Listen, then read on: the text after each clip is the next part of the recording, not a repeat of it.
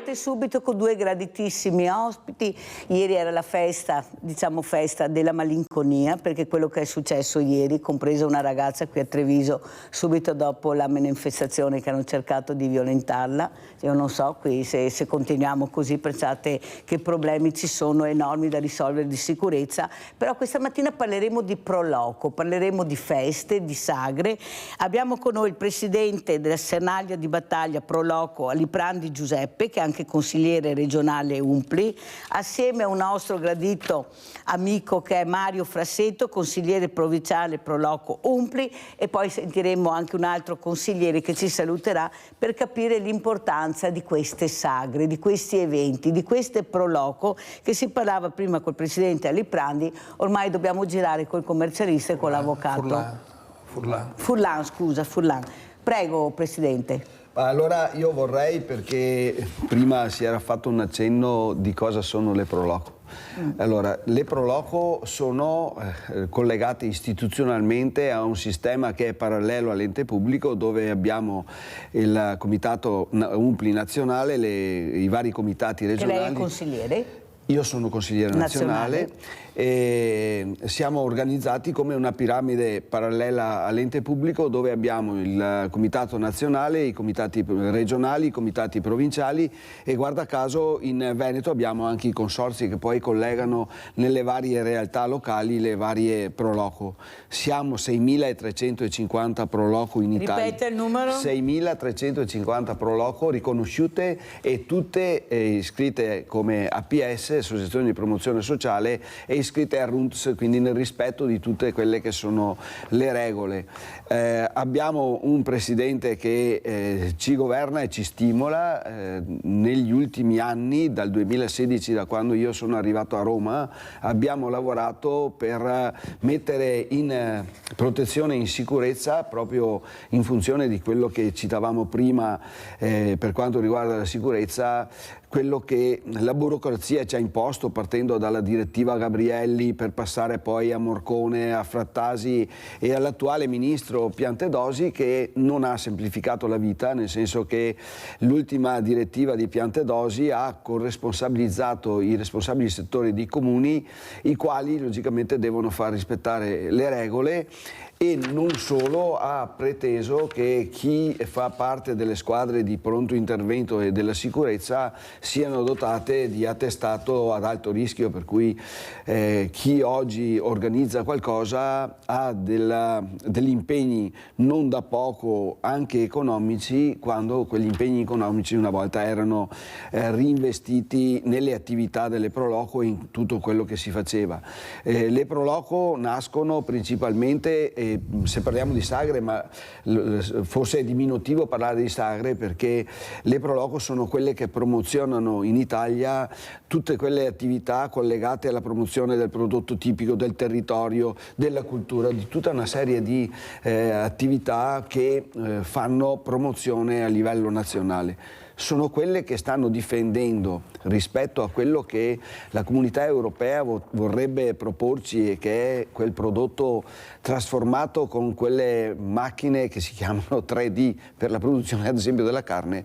Credo che noi abbiamo dei prodotti che la comunità europea ci contesta perché dice altamente inquinati. Abbiamo dei prodotti, delle peculiarità in Italia che ci invidia il mondo intero, tant'è che i turisti vengono in Italia proprio per degustare, per poter vivere quel turismo che agli altri magari non è concesso, come quello che avviene in Italia.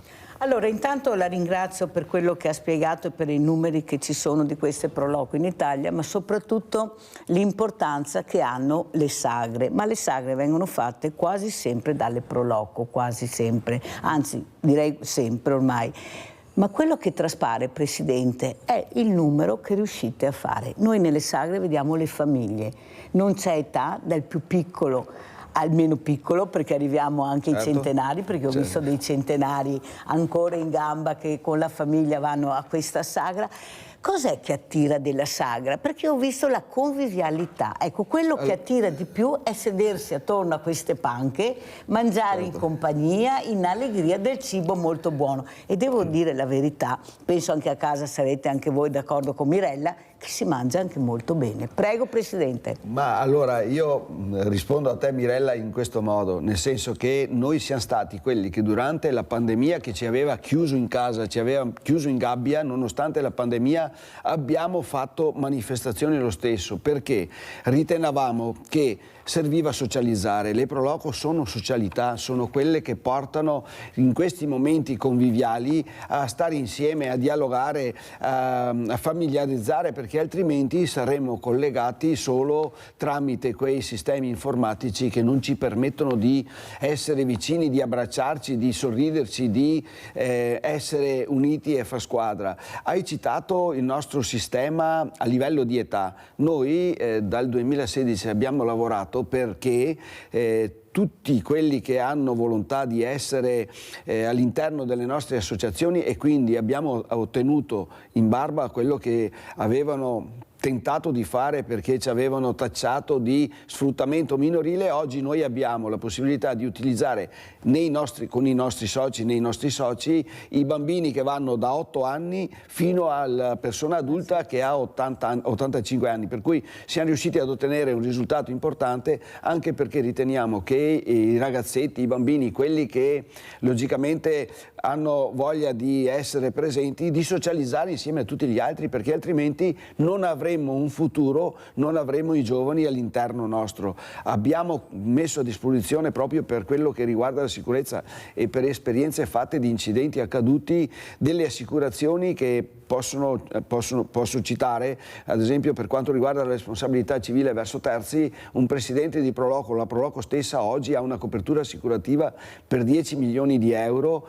Abbiamo all'interno della quota associativa messo anche una tutela legale che vale 30.000 euro di spese legali, e per quanto riguarda il rispetto del RUNTS abbiamo messo a disposizione una copertura assicurativa infortuni e malattia che con 5 euro copre per tutto l'arco dell'anno tutti i nostri volontari. Avete capito che non è così semplice anche gestire le Pro Loco. Andiamo a conoscere anche Mario Frassetto, consigliere provinciale Pro Loco. Prego Frassetto, questa volontà di continuare anche con percorsi, come spiegava il Presidente Furlan, molto complicati, non è semplice gestire le sagre con le Pro Loco, ma soprattutto i volontari, come diceva Furlan, non hanno età, nel senso che sono da piccoli, soci a grandi, però io sento che in tantissime associazioni, quasi tutte vengono qui a Sveglia Veneti, mancano i giovani. Com'è la situazione del vostro osservatorio? Ma diciamo che il dopo Covid ci ha dato un po' di problemi, però in questo periodo abbiamo la fortuna che diversi ci credono e si stanno ancora avvicinando alle Pro Loco e vengono a collaborare, perché diamo anche una certa sicurezza alla gente che viene a collaborare, con tutto quello che diceva il Presidente, con la tessera, con l'assicurazione, tutte le assicurazioni che diamo quando si organizza un qualcosa. Vedi tu anche qualsiasi tipo di evento. Oggi noi siamo anche fortunati nella nostra zona perché abbiamo un consorzio, il BIM, che ci aiuta moltissimo ad organizzare tutte le sagre e tutto. Speriamo che anche altre province riescono a trovare questo sistema. Cosa dici, Presidente? No, sono d'accordo e noi cerchiamo di collaborare a 360 gradi.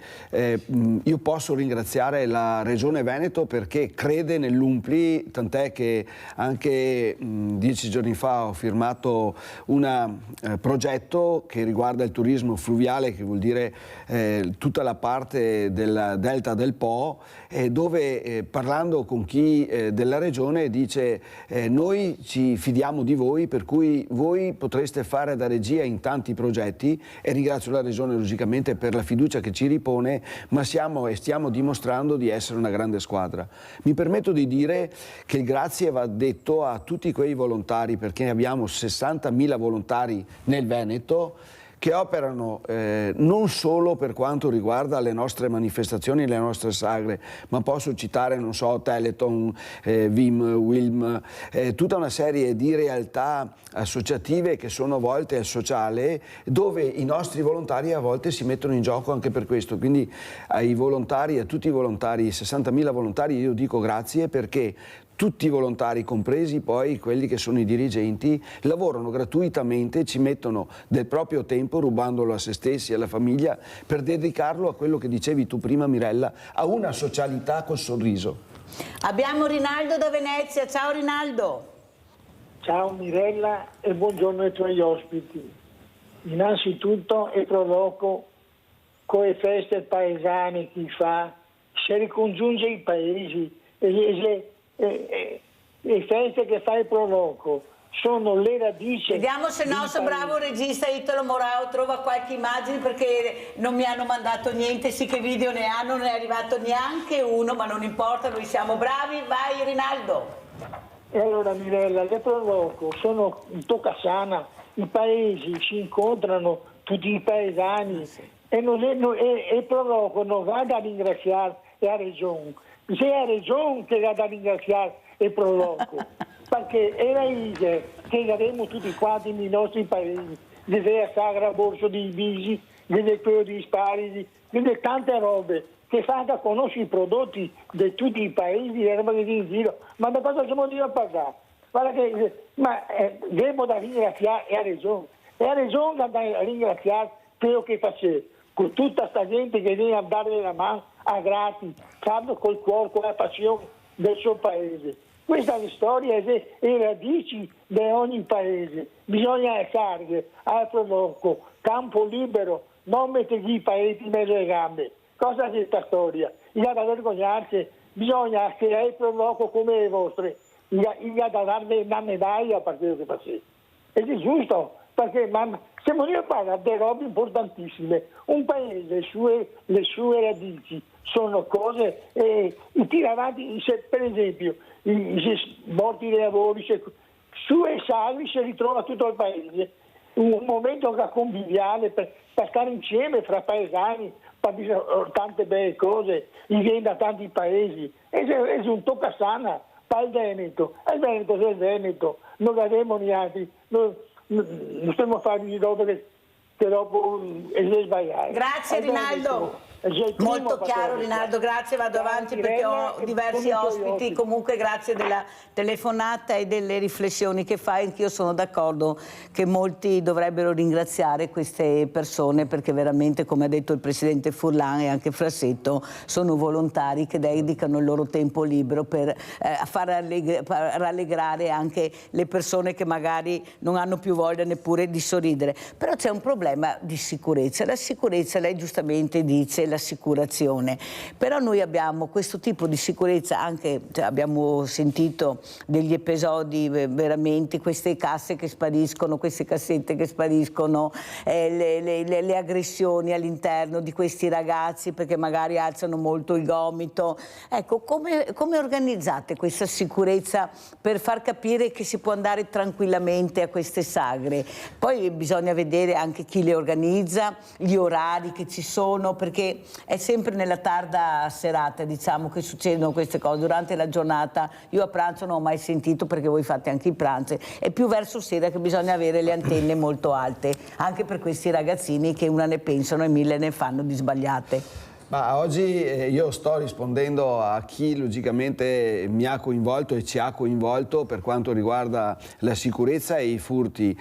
Credo che abbiamo a disposizione dei sistemi di gestione del denaro, che può essere il POS, può essere quello che informaticamente ci hanno messo a disposizione, ma quello che consiglio è che nel momento in cui si hanno delle disponibilità economiche che diventano anche importanti, di farsi accompagnare nel momento in cui si va a depositare in banca dalle forze dell'ordine, quindi dalla polizia locale, dalla polizia, dai carabinieri che sono a disposizione, e che ringrazio le forze dell'ordine perché quando chiamati, e non solo quando chiamati, perché la presenza c'è nel territorio. Certamente è che meno denaro c'è contante a disposizione e meno si facilita poi l'intervento da parte di quelle persone che vogliono appropriarsi indebitamente di quello che è degli altri.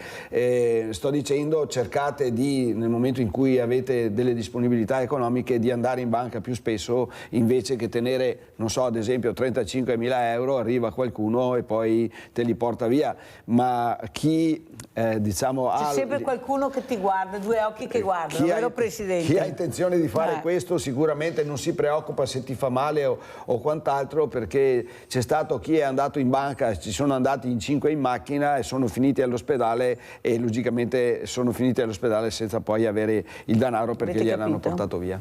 Allora Frassetto, un'altra cosa importante da spiegare sono i nostri prodotti tipici, come diceva Furlan. Ecco, l'importanza di avere un buon prodotto, noi ne abbiamo veramente tanti, e io dico sempre che la Francia può farci marameo rispetto ai nostri formaggi, qua lo dico perché è la nostra storia, però anche il turista ama frequentare, quando può naturalmente, quando è in zona, queste sagre. Ecco, che dati avete, Frassetto? Cosa avete visto? Noi, per dirti un dato, noi abbiamo 140 prodotti nel Veneto DECO, denominazione comunale, che adesso si chiamerà IDECO, identità, denominazione. Anche quello cambiato. Sì, cambierà dal prossimo anno. E le sagre, la maggior parte delle sagre sono su un prodotto locale. Ad esempio, io sono di Volpago del Montello e noi abbiamo la nostra patata del Montello e abbiamo fatta la zero branco il peperone, zero branco ognuno il peperone, ognuno ha il suo orticello, perciò ognuno ha il radicchio Verdon di Roncade e l'IGP di Treviso, che più ne ha più ne metta, perché prodotti ne abbiamo tantissimi, e le nostre sagre sono tutte quante per difendere le nostre specialità. Poi il nostro Presidente si è inventato le stagioni, le 4 stagioni. Spiegale tu, Presidente. No, fermo Presidente, perché abbiamo Ivana da Verona. Abbiamo Verona in linea, se no cade la linea. Vai Verona. Mirella, sono Ivana, Verona, quella che sa bruciare la casa. Ah, là. Ciao Ivana, come va? Siamo come prima, peso che prima. Non riesco neanche a parlare. Mirella? Sì? Che faccio gli auguri a qui della Proloco, che ha fatto la festa domenica. Sì. Del ringraziamento. Un grazie a tutti.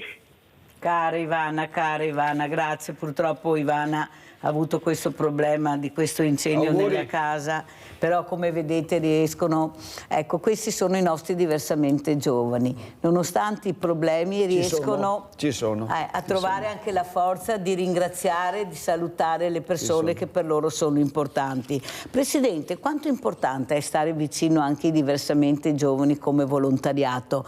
Perché io penso che forse dovremmo riuscire a prendere di più ragazzi e portarli all'interno delle Proloco, nel senso che l'educazione civica, che è anche questa, perché fare volontariato è educazione civica, dovrebbe essere obbligatoria all'interno della scuola, magari anche i pomeriggi, perché non è detto che bisogna farla solo il mattino, in maniera di coinvolgere più i ragazzi, perché io vedo che quando loro ci sono e riescono a fare gruppo tra di loro, è una festa. Io l'ho vista anche con la raccolta farmacie per i bambini, che ringrazio, perché abbiamo raccolto tantissimo nelle 21 farmacie che la Fondazione Rava aveva assegnato ai veneti scacciati dalla crisi, con gli insegnanti che hanno aderito a questo progetto. I bambini che raccoglievano all'interno della farmacia, quando li abbiamo intervistati, erano strafelici. Ma li vedo anche nelle sagre, cioè ce la mettono tutta e sono bravissimi. Perché si fa così fatica a coinvolgere i bambini, i ragazzini che sono là che ti dico guarda che ci siamo, vieni a prenderci, perché magari i nostri genitori non ci accompagnano, non ci portano, qualcuno dice che è sfruttamento minorile, non andare. Cioè vogliamo lanciare un messaggio questa mattina, Presidente, perché i genitori e soprattutto chi di dovere capisca che dobbiamo intrigare questi ragazzini, questi bambini con delle cose utili per la comunità? Prego, Presidente. Allora, io ho avuto una grande soddisfazione un mattino, ed ero preoccupato perché mi si sono presentati 2 genitori con il ragazzetto che alla sera era venuto a lavorare all'interno, insieme a tutti gli altri volontari, all'interno della sagra. E mi sono preoccupato perché ho detto, Dio sa che cosa mi chiederanno adesso, sarà successo qualcosa, ci sarà l'avvocato? E invece questi 2 genitori mi hanno detto, la dobbiamo ringraziare. E dico, di cosa? Perché il nostro figlio è venuto a casa con una soddisfazione, con una ricchezza, e ci ha chiesto, ma posso ancora andare a dare una mano alla sagra? Per cui alle volte dovrebbero essere anche i genitori stessi a capire che i loro figli, entrando a far parte di queste nostre manifestazioni, socializzano e tra di loro poi si richiamano, e quindi questo potrebbe essere il motivo per aumentare la presenza dei giovani, togliendoli da quelli che sono i nostri sistemi informatici, parliamo del telefonino in questo caso, che distolgono magari i ragazzetti che potrebbero invece socializzare in maniera diversa, invece che magari telefonarsi uno vicino all'altro senza parlarsi, e quindi le cose potrebbero essere indirizzate così. Se mi è permesso, volevo collegarmi alle 4 stagioni, a quello che diceva prima Mario Frassetto. Lo dico per la provincia di Treviso, ma vale per tutto il Veneto, perché stiamo facendo e stiamo costruendo, legato ai prodotti nostri della terra, delle manifestazioni che sono collegate a delle rassegne, le abbiamo trasformate in rassegne, per cui hanno una valenza territoriale generale e Veneto. Se parlo della provincia di Treviso, non siamo partiti con una rassegna Primavera del Prosecco, siamo passati poi a Fiori d'inverno, che è il radicchio tardivo, il radicchio precoce, il variegato di Castelfranco. Abbiamo fatto Germogli di primavera, un'altra rassegna importante con l'asparago verde, l'asparago bianco, tutte le erbe spontanee. Abbiamo fatto Delizie d'autunno, Malanotte d'estate, ora Bisi in festa, gioielli padovani. Cioè ci stiamo muovendo nel territorio Veneto, che credo che il nostro Veneto, e lo dico da chi è arrivato a Roma nel 2016, stia facendo da esempio anche alle altre regioni, che magari mi contattano e mi dicono, ma come avete fatto? Ci potete aiutare, ci potete indirizzare? Per cui dico grazie per quello che Umpli Veneto, in questo caso, Umpli Treviso, Umpli Padova, con tutte le province, stanno facendo per la promozione del nostro territorio con queste realtà. Allora, Frassetto, domenica abbiamo fatto il pranzo delle associazioni Abbracciano le associazioni. C'erano più di 40 associazioni presenti, tra i quali i gruppi folcloristici. Pastori del Borgo Furo ne cito una, la quale sono appena tornati dal Messico, perché c'è questo scambio molto bello, loro arrivano da noi e poi questi vengono invitati e c'è questo scambio. Però quello che traspare è che mancano i bambini, mancano i ragazzi, e soprattutto io penso, Frassetto, che oltre a parlare dobbiamo agire, darli a prendere, perché se aspettiamo che arrivino con i genitori, con gli insegnanti, non arriveranno mai. Cosa si può fare secondo lei per andare a prendere, Frassetto, questi ragazzini che non aspettano altro? È quello il mio problema, perché loro dicono che ci siamo noi, solo che i genitori decidono che sì, va bene, la lezioncina a scuola ci va bene, ma dopo portarli noi, come diceva Gianni Marini della Pastoria del Borgo Furo domenica a questo pranzo, non ne vediamo neanche uno. Abbiamo la fortuna, ed ecco qua che mi riallaccio al discorso, di avere i volontari che fanno queste tradizioni, che quando la moglie rimane incinta nasce sto bambino e cresce con, ma sì no, i bambini nostri non ci sono. Cosa si può fare per andarli a prendere, che sono là che ci stanno aspettando, Frassetto? Io ti porto un esempio che lo facciamo noi, come noi organizziamo un palio del Taia e Sbrega, e questo noi dove? A Volpago? A Volpago, sì. E viene il 4 di maggio quest'anno. E noi, prima del palio, siamo andati nelle scuole materne a fare una dimostrazione ai bambini per spiegarle cos'è il Taia e Sbrega, il palio.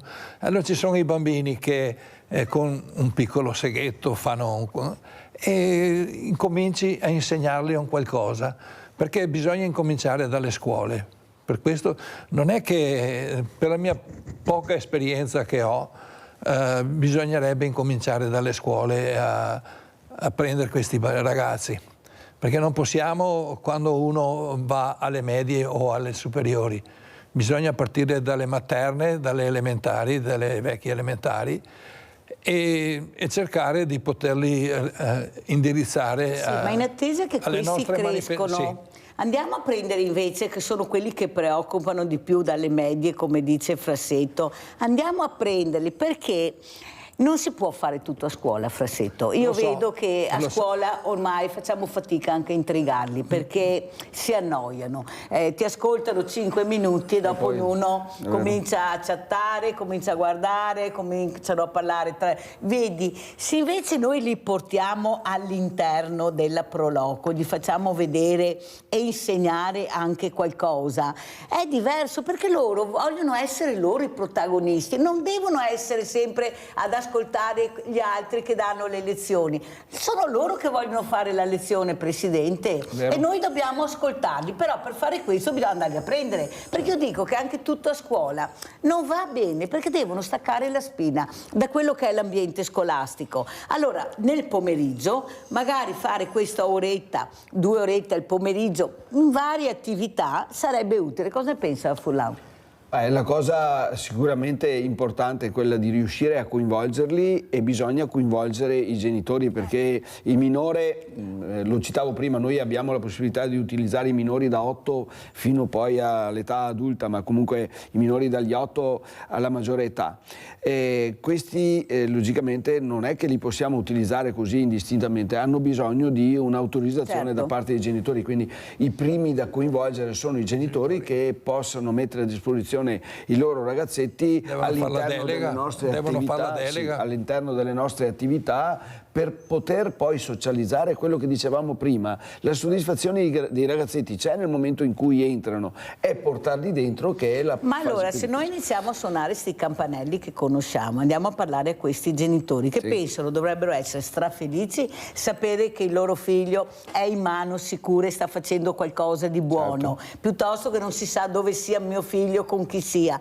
Però il problema grande è andare a suonare il campanello. Una volta però si faceva, quando c'era bisogno, io guardo sempre quello che mi hanno insegnato, si andava casa per casa a dire: guarda che c'è questa cosa, chi è che può venire a dare una mano? Noi con la storia dell'online, con la storia delle social abbiamo dimenticato di fare questo, e la gente non arriva più, non funziona più. Invece il campanello deve suonare per avere la risposta, il campanello di casa per il genitore, ecco qua Frassetto, per il genitore, perché è là che parte il tutto. Mi dai tuo figlio che c'è questa manifestazione ad aiutare, io voglio vedere quale genitore dice di no. Però bisogna suonare il campanello, Frassetto, prego Frassetto. Sì, si può, dobbiamo andare a suonare il campanello, è vero, però c'è anche un'altra cosa, Mirella, che quando uno arriva alle medie è già indirizzato in qualcosa, in qualche sport o in qualche attività.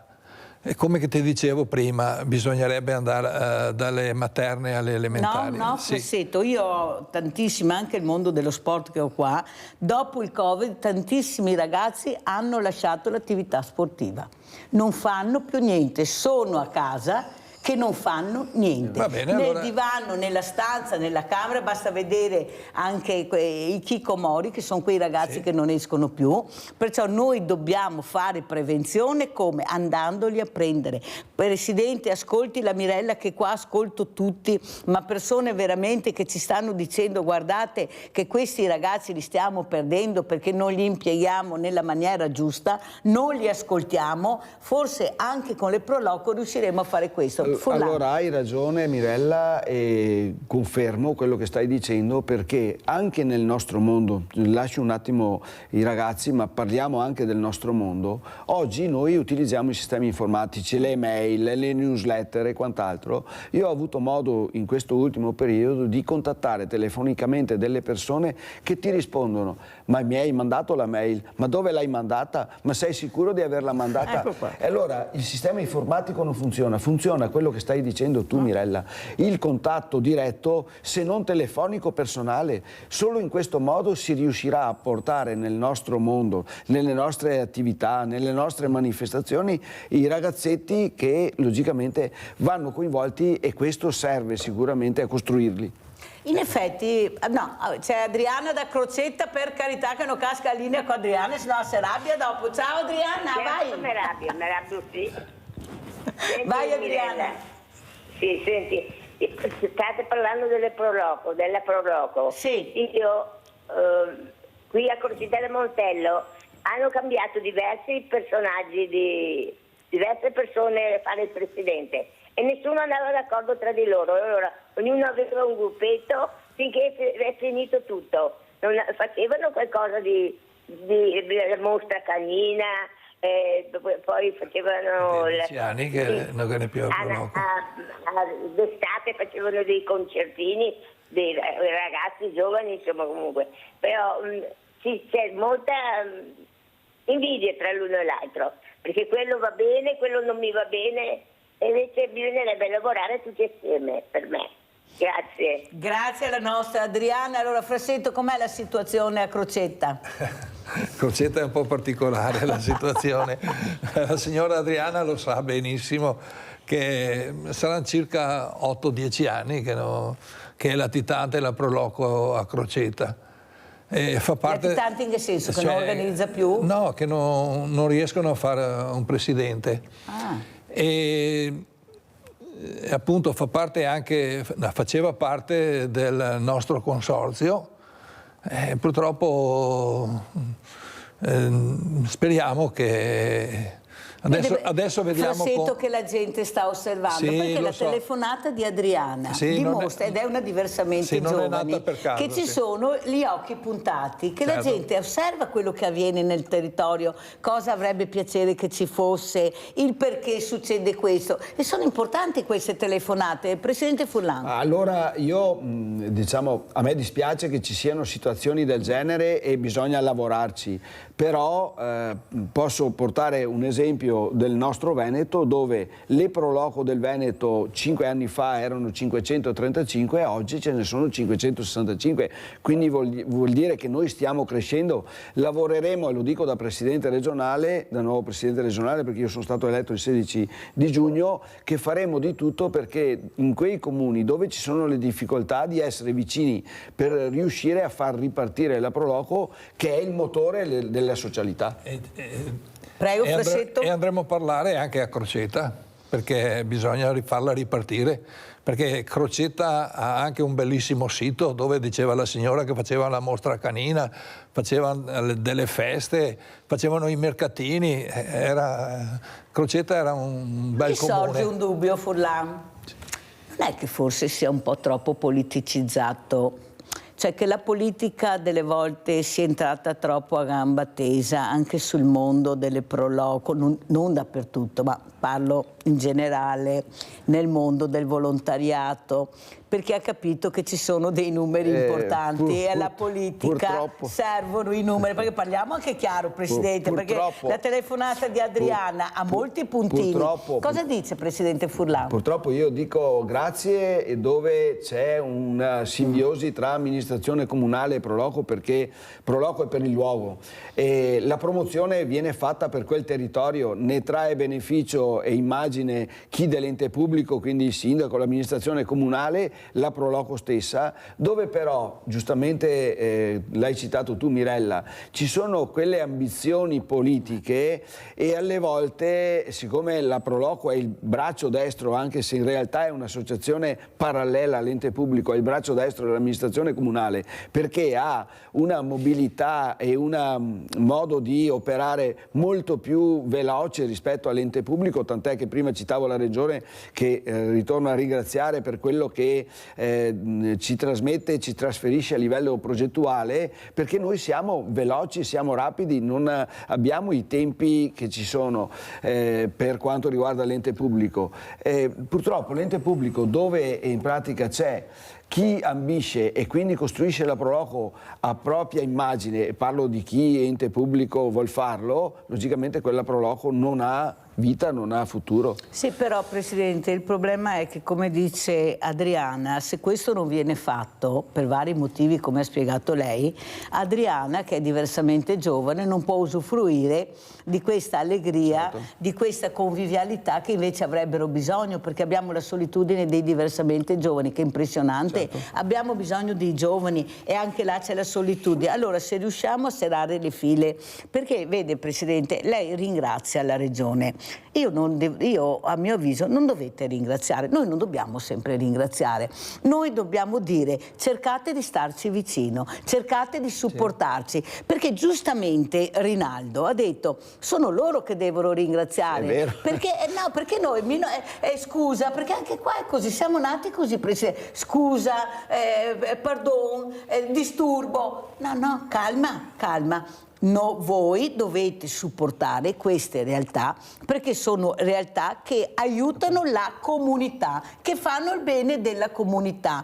Perché con sti grazie, Presidente, insomma, grazie un corno, grazie che ci siate. Però Mirella, io sto dicendo grazie alla Regione, ma dall'altro, cioè da parte della Regione, nel momento in cui loro ci sono, ci ringraziano per quello che noi facciamo per loro. Scusa Presidente, no, avete sentito cosa fanno e avete visto quando andiamo nelle sagre cosa riescono a fare in pochissimo tempo, perché veramente con dei numeri impressionanti riescono a mangiare tutti in allegria, velocemente, e mangiare eccezionale. Mirella da Riese X, vai Mirella. Ciao Mirella, ciao. Buongiorno ai tuoi ospiti. Dunque io sono stata a tantissime sagre, però ho visto come Cittadella, le altre parti, che è Basile e qua e là, che ci stanno anche ragazzetti molto bravi anche, perché ho visto alla pesca che ce n'erano 2 che dava fuori i regali, oppure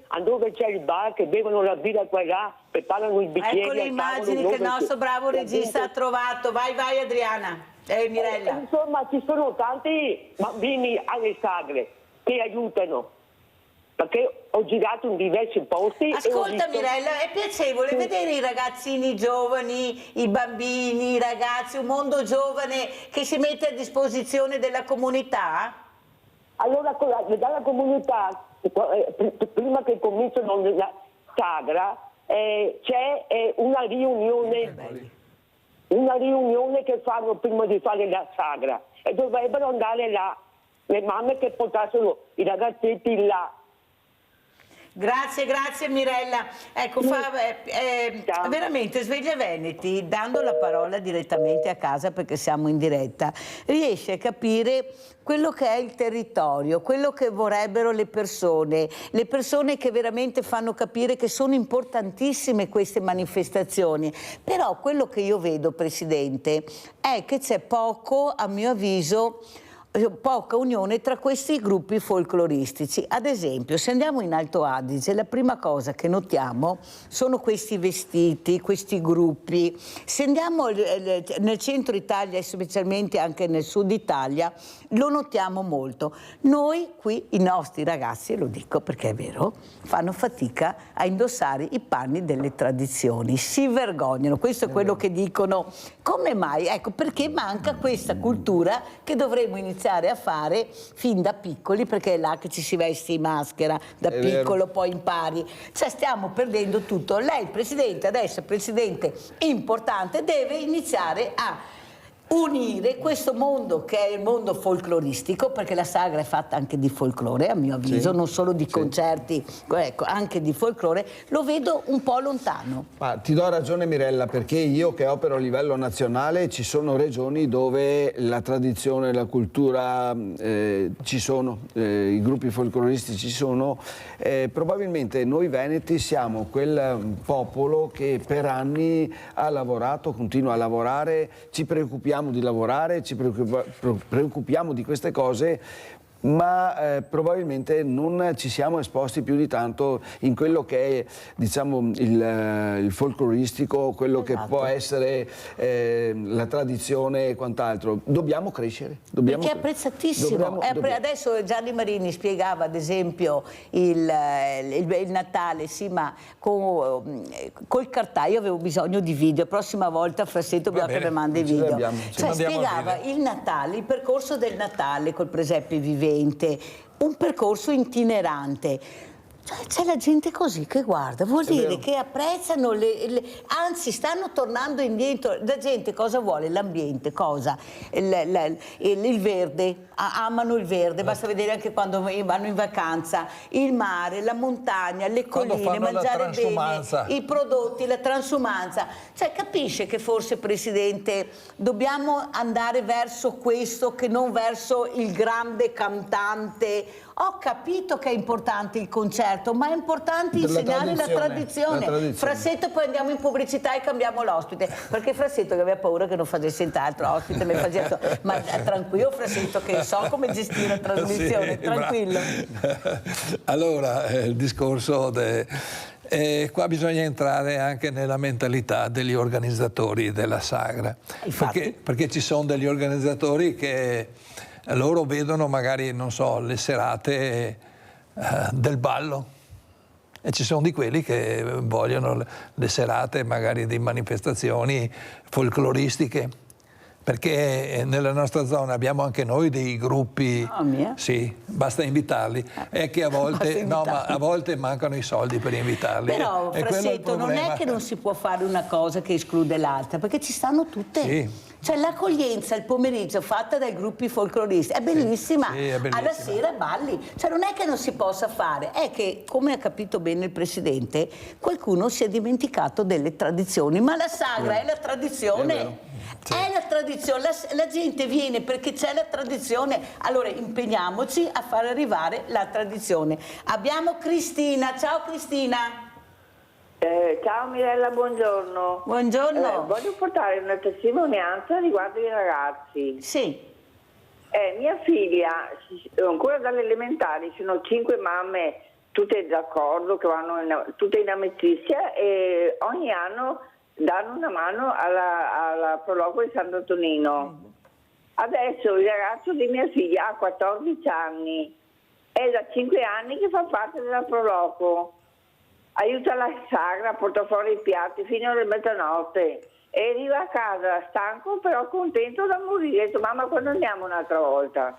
Ma quanto bene vi voglio che supportate la Mirella in quello che ho detto, quanto bene vi vuole la Mirella, perché loro mi supportano, perché quello che dico è perché, Presidente, io li ascolto, sono in mezzo a loro sempre, e poi quando arrivo qua al mattino le robe, perché con tutto quello che ascolto, pubblicità. Grazie Cristina, veramente grazie, pubblicità.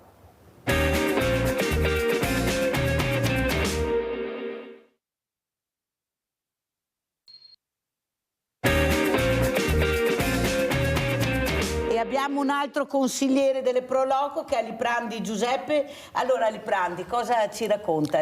Mi stava raccontando ad esempio della zucca. Sentite cosa fanno. Prego, allora, Aliprandi. Io sono presidente della Proloco di Sernaglia e noi a ottobre facciamo la festa della zucca, che vengono da tutto il Veneto perché abbiamo una grossa partecipazione. Allora noi, con la scusa dei bambini, abbiamo fatto un concorso che è anni che lo facciamo di intaglio delle zucche. Allora, gli anni scorsi facevamo seconda e terza media. Quest'anno abbiamo fatto la terza media e abbiamo coinvolto i ragazzini della quinta elementare. Cioè, noi su un paese che non è tanto grande abbiamo avuto 30 gruppi di ragazzi delle quinte elementari che hanno intagliato queste zucche, aiutati un po' dai genitori, così. Però è una cosa bella, perché all'entrata della festa facciamo sto palco, con tutte le varie esposizioni. Infatti avevo tutte le foto, guarda, abbiamo tutto stamattina. Avrei perso il telefono io. Noi siamo così, noi facciamo, ma nascondiamo tutto. Sbaglio, Presidente. No, è vero, cioè dobbiamo farvi, siete in televisione, c'è una montagna di gente che vi guarda, però non sa.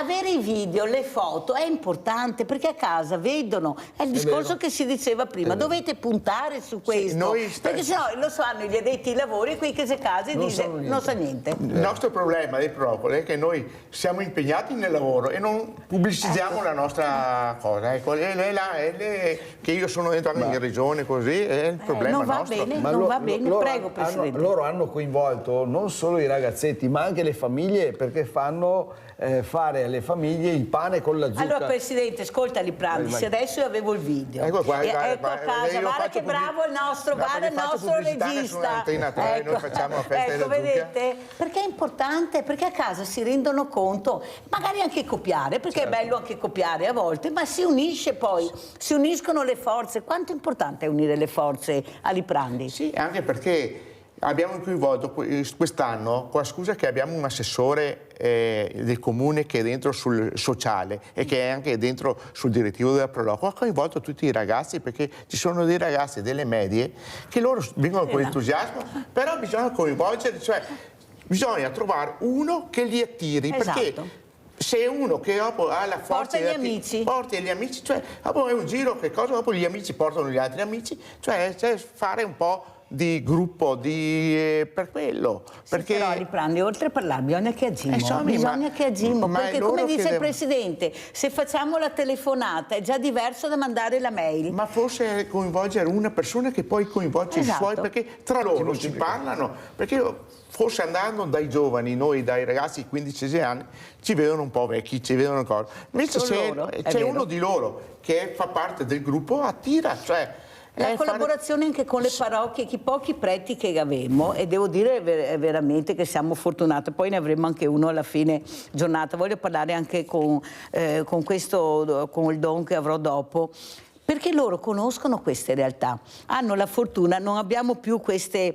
parrocchie di una volta, però quei preti giovani che ci sono adesso, anche nei paesi, cercano di fare questo, sono molto vicini ai giovani, e i giovani, se hanno un punto di riferimento di un prete giovane che li stimola, che gli fa fare, lo seguono, perciò è tutta una catena. Presidente, cosa dice Furlan? Ma allora io dico, ritorno sul discorso di squadra, nel momento in cui viene fatta una manifestazione organizzata dalla Proloco, ma che la Proloco poi si supporta di tutte quelle associazioni che ci sono nel territorio, che vale per tutte, non ne cito una, ma vale per tutte, si riescono a fare delle manifestazioni che diventano di una valenza, di un'importanza gigantesca, perché coinvolge tutto il paese, coinvolge tutto il territorio e logicamente si espande nel territorio veneto, nel territorio nazionale. Ci sono ormai gemellaggi che vengono fatti tra Proloco e Proloco del sud, del centro, del nord, che si mischiano tra di loro e che ci permettono di arrivare a questi risultati. Cito un particolare: io arrivo a Roma nel 2016 e tra il 2016 e il 2017 con il Presidente nazionale, anche lui è arrivato nel 2016, ci siamo inventati un progetto che si chiama Sagre di Qualità, che da un anno è diventato anche eventi di qualità, perché volevamo che le nostre manifestazioni, le nostre sagre fossero conosciute a livello mondiale. Difatti stiamo facendo una guida. Visto che abbiamo i trevisani nel mondo. Brava. Beh, con i trevisani abbiamo un buonissimo rapporto, non solo con i trevisani, ma vale per tutti gli emigrati che ci sono nel mondo di tutta Italia, ma in particolar modo noi del Veneto, noi della provincia di Treviso abbiamo un buonissimo rapporto e vogliamo comunicare anche a loro. Stiamo facendo una guida che parte qua con il 2025 per quanto riguarda le nostre sagre, una guida che sarà cartacea, collegata a un QR code, collegata a un'app multilingue, in modo che le nostre manifestazioni possano essere poste a conoscenza di tutto il mondo intero.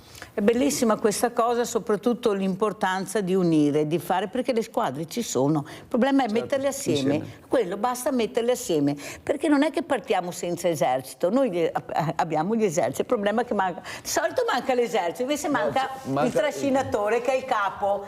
O sbaglio, che è così, a Liprandi. Sì, tornando al discorso delle parrocchie così, le Proloco e gli alpini, perché il Proloco e gli alpini pressappoco lavorano in sintonia su ogni comune. Se c'è bisogno della parrocchia di dare una mano, siamo i primi. Il comune, se ha bisogno di fare delle manifestazioni, di avere la possibilità logistica e tutto, cioè noi organizziamo, facciamo delle feste in collaborazione con la parrocchia, anche per tenere il paese unito, perché mettiamo il pranzo della comunità che è legato alla Proloco, facciamo il pranzo col comune per la premiazione dei personaggi comunali, cioè la Proloco e anche gli alpini, bisogna mettere assieme, sono il braccio operativo sia della parrocchia sia del comune, perché noi come Proloco diamo una mano, anche perché noi cerchiamo di fare comunità, cioè cercare, come abbiamo detto prima, di il paese, tutta la gente del paese si unisce, si ritrova, perché al giorno d'oggi ormai la gente non si ritrova più, sta a casa. Invece è il momento che facciamo delle manifestazioni. Guardate che belle sono le immagini che ha trovato il nostro regista Italo Morai, guardate che belle che sono queste manifestazioni.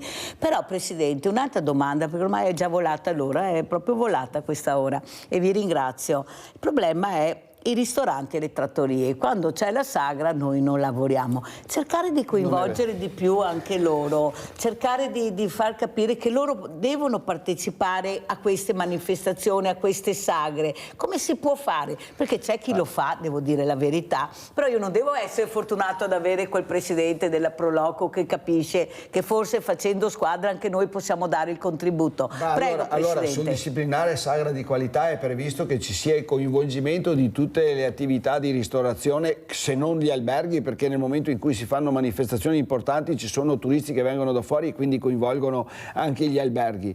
Il nostro problema grosso è che noi siamo come i nomadi, perché nel momento in cui facciamo una manifestazione dobbiamo impiantare e poi espiantare tutto quello che abbiamo fatto, per cui diventa un problema importante. La realtà della ristorazione, da me contattata personalmente, sono andato a dire: guardate che dall'anno prossimo non si fa più la sagra. La risposta è: come non si fa più la sagra?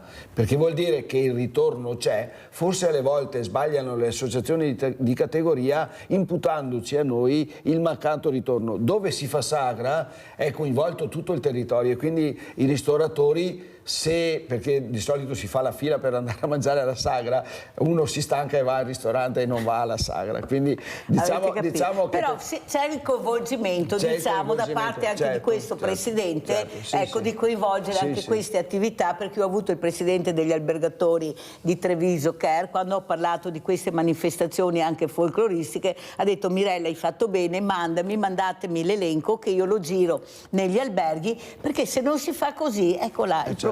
Se io non avevo il Presidente Kerk e il gruppo folcloristico, questa cosa non sarebbe uscita. Invece ha detto: mandateci che poi lo faccio girare, perché anche lui ha detto che è molto gradita anche da parte del turista partecipare a quelle che sono le tradizioni del territorio. Allora, Aliprandi, come ci saluta e che messaggio vuoi mandare? Allora, vi saluto dando bocca al lupo a tutte le Proloco. Vedo che le iniziative sono molto numerose e sperando venite alle sagre o venite alle manifestazioni che fanno le Proloco, perché è un modo di unire il paese, unire la gente. Vedo che noi abbiamo anche gente che viene da fuori regione e pertanto, tornando al discorso di prima, si fermano sul territorio e portano sono ospiti. Anche noi abbiamo il privilegio sulla mia zona essere vicino alle colline dell'UNESCO, abbiamo anche tanti visitatori che vengono alle nostre sagre, che vengono a visitare le colline e poi si fermano per i prodotti tipici locali. Ecco, guardate grazie. che domenica questo pranzo a Valdobbiadene, proprio nelle colline dell'UNESCO, che era un pranzo per includere, non per divertirci, per fare inclusione, per conoscerci, per fare squadra. E eravamo all'esterno di questo agriturismo, sono arrivati dei turisti, ve lo posso assicurare, bocca aperta, così, dalla bellezza del panorama che abbiamo. Erano con la bocca aperta, che ma dove mi sto trovando? Proprio abbiamo la fortuna, cerchiamo, Presidente, di promuovere questa fortuna che abbiamo, facendo capire che le tradizioni, il folklore, la sagra, con le Proloco, con i ristoranti, con le trattorie tipiche, con tutti assieme, siamo i numeri uno, Presidente, nessuno ci batte in questo, il problema è che siamo chiusi, profondo nord, campanile. Io voglio ringraziarti e stai toccando un tasto a me dolente, nel senso che ognuno cerca di pensare al proprio orticello, invece dobbiamo pensare alla grande, dobbiamo fare squadra partendo dalla Proloco per allargarci poi ai consorzi, alle province, dobbiamo fare squadra, solo in questo modo riusciamo a produrre di tutto e di più. Oggi c'è ancora magari quell'affezione del proprio orticello, però si rimane nel proprio orticello, invece bisogna pensare con altruismo, bisogna pensare alla grande. Quindi ti ringrazio per l'opportunità che ci hai dato.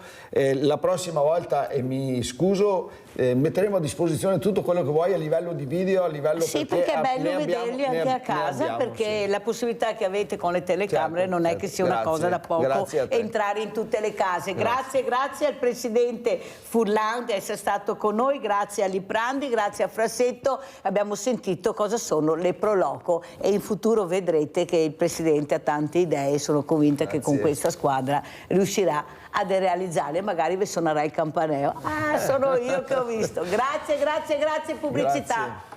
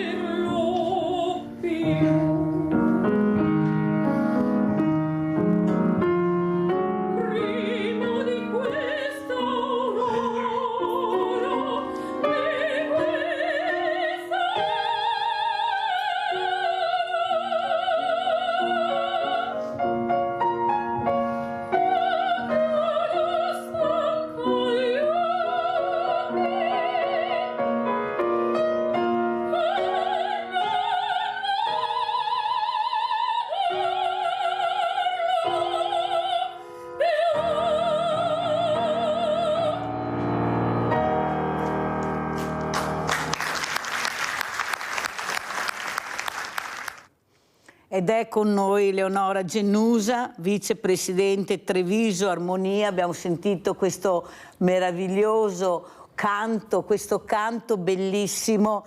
Tu che dicevi sei cinta. Allora, una voce splendida, noi l'abbiamo già conosciuta, è ritornata a trovarci. Dove nasce questa passione ci vuole un impegno incredibile, dono di natura c'è, non c'è dubbio, però l'impegno è grande, anche perché Leonora fa anche un altro lavoro, perciò riesce veramente, ecco, questa è la donna che fa tante cose, non una sola, ma tante cose assieme, e non dimentica la passione anche per il canto. Prego, sì. Leonora. Beh, questo mio dono è dato dalla natura, ovviamente devo ringraziare mamma e papà per questo. Papà è stato appunto primo clarinetto della banda nazionale appunto dell'esercito, e ho da sempre ascoltato, fin da quando ero in pancia, la mamma praticamente Mozart e quindi tutti i più grandi autori. Il mio stesso nome, Leonora, lo ha appunto scelto papà proprio perché lui era innamorato delle opere di Verdi, e all'interno delle opere di Verdi ritroviamo come personaggio anche la Leonora. Ecco, oggi mi ritrovo qua in veste praticamente di vicepresidente, di direttore artistico in un progetto che ho sempre creduto sin dalla fondazione del 2021 praticamente, anno nefasto ahimè un po' per il discorso del Covid purtroppo, però noi ci abbiamo messo tantissimo impegno, noi, il nostro presidente appunto Paolo Piva, e abbiamo interagito con tantissimi enti sul territorio veneto e abbiamo portato avanti moltissime iniziative, abbiamo collaborato con tantissimi teatri del luogo, facendo esibire tanti ragazzi alla loro proprio prima esibizione, quindi ecco, portandoli poi ad arrivare, non so, su palcoscenici più importanti, a vincere magari dei concorsi. Ecco, noi tuttora ancora oggi collaboriamo con 2 scuole di musica importantissime, che sono appunto il Manzato praticamente e la scuola Clara Schumann di Castagnole, e noi ci chiamiamo appunto l'associazione, ricordiamo perché non l'ho detto prima, Treviso Armonia EITS. L'ho detto io? Ecco, l'ha detto Mirella. Lei. Ecco, Mirella. E a parte questo, ecco, io volevo fare oggi volevo chiedere un aiuto, ecco, tramite... Però prima di chiedere l'aiuto salutiamo l'altro ospite che è collegato con noi, che è Massimo Vettoretti, coordinatore provinciale Unione Italiana Ciechi Ipovedenti. Grazie Massimo Vettoretti di essere qui con noi.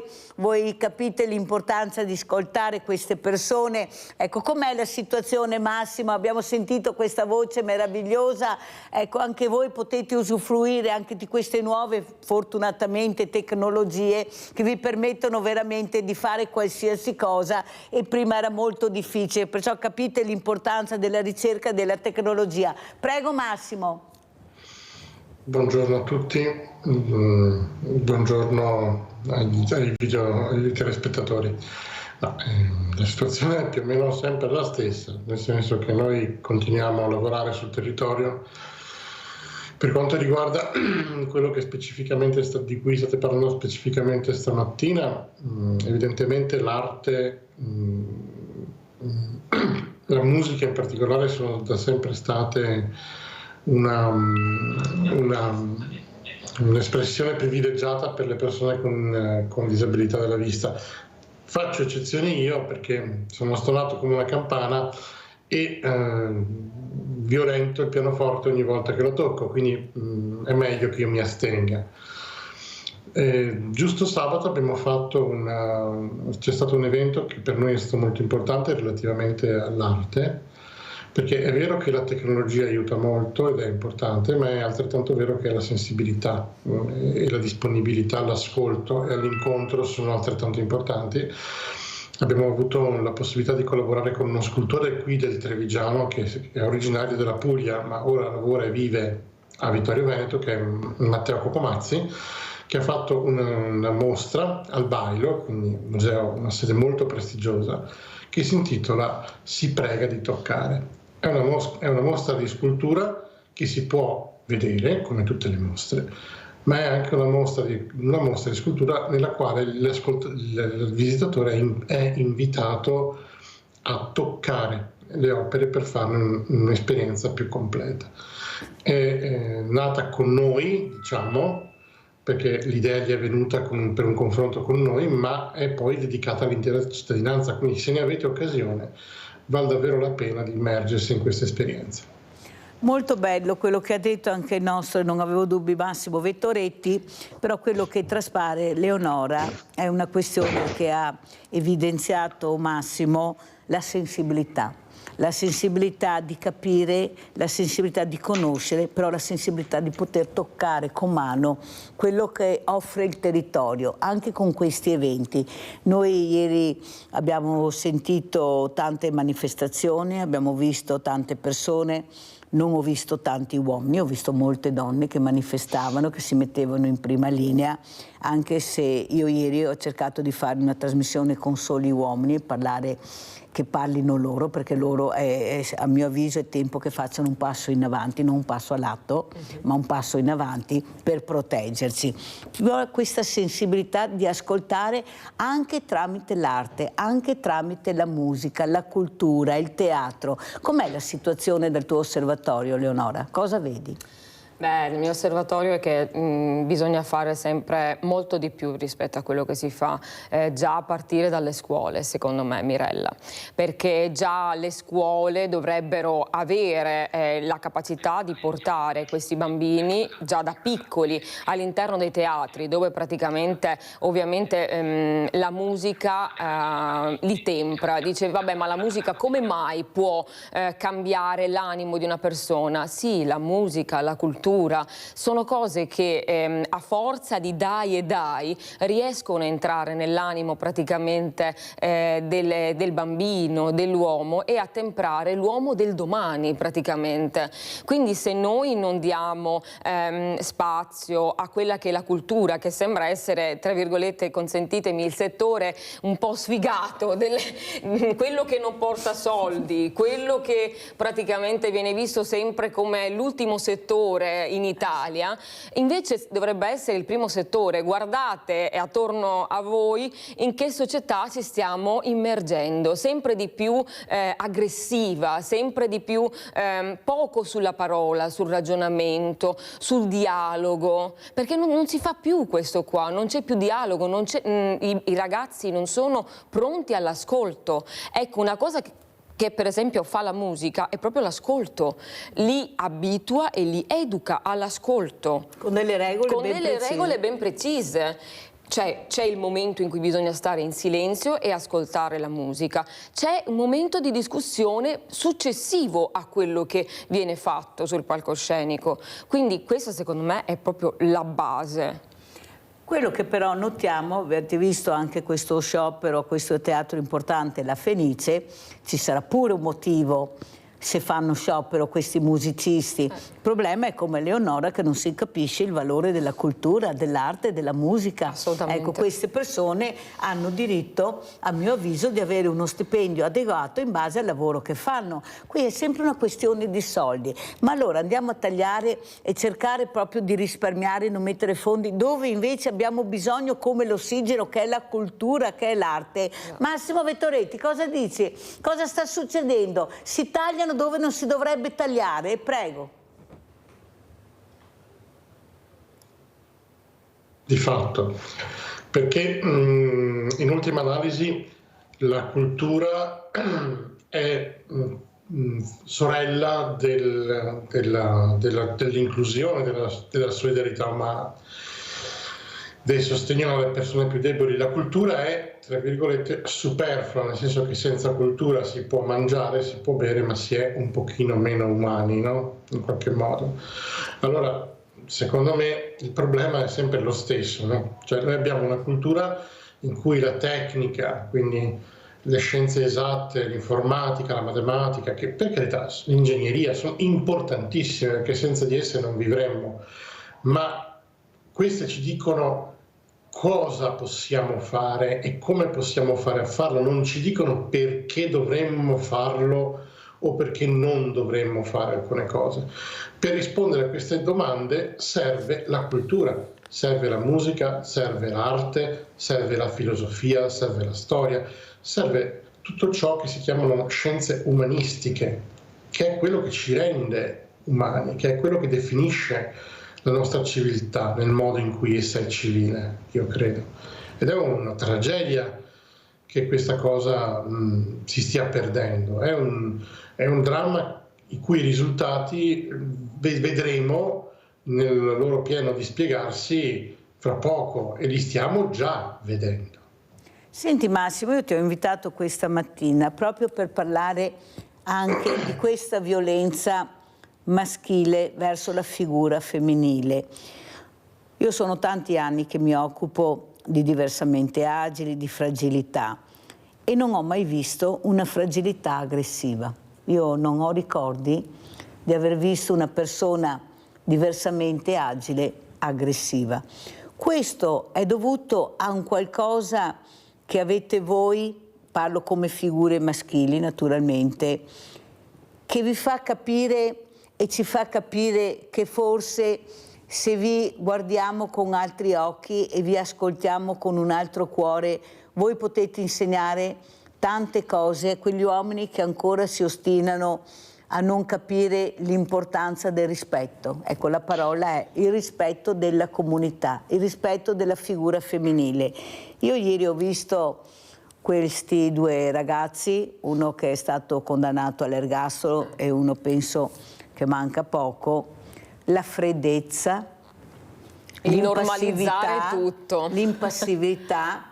Non ho visto nei loro atteggiamenti disperazione, rimorso, veramente frustrazione per quello che avevano fatto. Erano dei pezzi di ghiaccio impassibili a tutto. Cosa vuoi dire Massimo? Io avevo proprio piacere che tu mi spiegassi, ecco, questo uomo diverso dall'uomo fragile, nato fragile o diventato fragile, all'uomo invece forte, importante, bravo figlio di famiglia, bravo ragazzo, e dai, con questi bravi ragazzi ancora a capire chi è il bravo ragazzo. E poi c'è Dr. Jekyll e Mr. Hyde con delle azioni violentissime. Prego Massimo. È una domanda più semplice, che ne so, come è nato l'universo, qualcosa di più facile a cui io possa rispondere, perché francamente è il più grande mistero dell'essere umano, quello per cui noi siamo in grado di comporre sinfonie immortali, ma allo stesso tempo siamo in grado di dare la morte. E talvolta questa dualità è presente addirittura nella stessa persona. Uno dice: ma com'è possibile che tu riesca ad essere un grandissimo compositore, un inarrivabile scrittore, un autore sopraffino, ma dall'altro lato tu riesca ad essere una bestia su altri aspetti della vita? E io una risposta a questo non ce l'ho, Mirella, cioè è la triste natura umana, forse, è proprio per come siamo costruiti. Siamo capaci di andare sulla Luna, ma allo stesso tempo siamo in grado di costruire una bomba atomica che è in grado di sterminare centinaia di migliaia di persone, e le stesse persone che hanno costruito i razzi per andare sulla Luna sono gli stessi che hanno costruito le V2 che hanno portato la morte su Londra. Stessa persona, parliamo di von Braun in questo caso. È un grande mistero. Poi per quanto riguarda la violenza alle persone con disabilità, guarda, io di persone con disabilità ne conosco tante e ti posso garantire che ce ne sono di violente, magari non fisicamente, perché può essere più complicato essere violenti fisicamente se hai una disabilità, soprattutto fisica, ma violente psicologicamente ne conosco, non preoccupate. Avete capito? Io questo non lo sapevo. Cosa dici Leonora? Ecco, ci hai detto qualcosa che noi non conosciamo. Vedete quante cose si scoprono? La violenza psicologica anche nella persona diversamente agile. Prego Leonora. Sì, sicuramente è un tema molto forte. Ieri anch'io ho visto le due facciate di questi due uomini glaciali, e ho trovato nell'avvocato che difendeva uno di questi due personaggi una maniera glaciale. Sì, è vero, bisogna tenersi alla legge, però è anche il 25, è anche la giornata praticamente della violenza contro le donne, e ne abbiamo viste di uccisioni quest'anno, tantissime, e ogni anno sembra sempre peggio. Una parola parola, a volte anche da parte delle donne, può far tanto, ma molto spesso anche tra noi donne non troviamo quel, diciamo, come si può dire, quella sicurezza, quel non ti preoccupare, ci sono io, denuncia perché è così. No, noi non ci troviamo mai, non troviamo mai una spalla su cui piangere. Molto spesso nella denuncia ci si trova da sole e purtroppo è vero questo. Ed è vero, perché Giulia raccontava alle sue amiche, Giulia Cecchettin, quello che gli capitava con Filippo Turetta, però queste amiche non parlavano. No. Se invece avessero parlato, forse la vicenda si sarebbe risolta in maniera diversa. Lei non parlava con i familiari, aveva paura di raccontare ai familiari, avete sentito cosa faceva? È quasi una vergogna, è quasi una vergogna di conoscere, di frequentare questo ragazzo che so che mi può far del male, anche se dentro di me non lo accetto, non potrà mai farmi del male, ma i messaggi erano chiari. Esatto. Come hai vissuto la giornata di ieri, Leonora? Cosa hai visto? Cosa ti ha colpito? Allora, io diciamo che antecedente alla giornata di ieri ho fatto un gala proprio per la violenza contro le donne, dove sul palcoscenico avevamo quel posto, quella sedia con praticamente questa stoffa adagiata sopra, rossa, no? Per tutte le vittime, appunto, donne che avevamo avuto. E all'interno di questo gala abbiamo trattato tutte le donne di Puccini, abbiamo fatto una cronologia di tutte le sue opere e abbiamo fatto vedere tutte le varie sfaccettature. Parlo ovviamente dalla mia parte. Io ho espresso il mio dolore attraverso ovviamente l'arte. All'interno di Puccini vediamo che le principesse sono state trucidate, si sono uccise, cioè veramente la storia dell'opera ci fa vedere delle cose orribili proprio, però la forza delle donne è quella che porta sempre dall'inizio alla fine dell'opera, allo svolgimento dell'opera, che porta il fil rouge lungo tutta l'opera praticamente. Quindi noi siamo la forza umana che sposta veramente tutti i tasselli. Purtroppo poi cadiamo per mano forse di quell'uomo che da una parte è più debole rispetto a noi, ma ha la forza fisica magari in più rispetto a noi, e quindi diciamo che si fa vedere insomma l'aspetto truce finale. Penso che comunque si sta facendo moltissimo per le donne, ma ancora è molto poco. Io sono dell'idea, e chissà quanti non condivideranno questo mio pensiero, anche quante donne, ma io lo dico, l'ho sempre detto, che sono contraria alle panchine, ma non in sé per la panchina, perché non c'è il dopo panchina. Non c'è il dopo panchina perché vedo che ancora adesso la donna viene portata via da casa e messa in una struttura invece che l'uomo. Dovrebbe essere l'uomo portato via. Tutti ne parlano ma nessuno agisce, comprese le parlamentari che abbiamo, perché non è ammissibile che venga portata via la donna senza niente, dalla sua casa, dalle sue cose, con i figli, altro trauma. Se ne parla, nessuno si muove, però si fanno panchine. Ma chi me ne frega, cosa me ne frega della panchina? Se dopo, come dice Leonora, non so a chi rivolgermi, perché ho la solitudine attorno. Perché quando vedi che qualcuno vede che tu sei in pericolo, non è che ci siano tutte queste persone che ti dicono vieni qua che ti aiutiamo. E anche quando fai una denuncia devi essere sempre fortunato a trovare la persona sensibile, la persona che capisce, perché avete sentito e che adesso qualcosa è cambiato. Anni fa avete sentito cosa ha detto una nostra ospite, dicevano torni a casa, ci ripensi, non sarà proprio così. Ecco, l'abbiamo sentita, l'avete vista, forse non vi ricordate, ma l'avete vista, questa donna sfigurata dall'acido che quando appunto faceva queste denunce, parlo di anni fa, ma è successo, per quello dico che dobbiamo fare i passi in avanti. Ecco, la risposta era provi a parlarci, riprovi a cercare di unire queste due realtà, vedrà che capirà.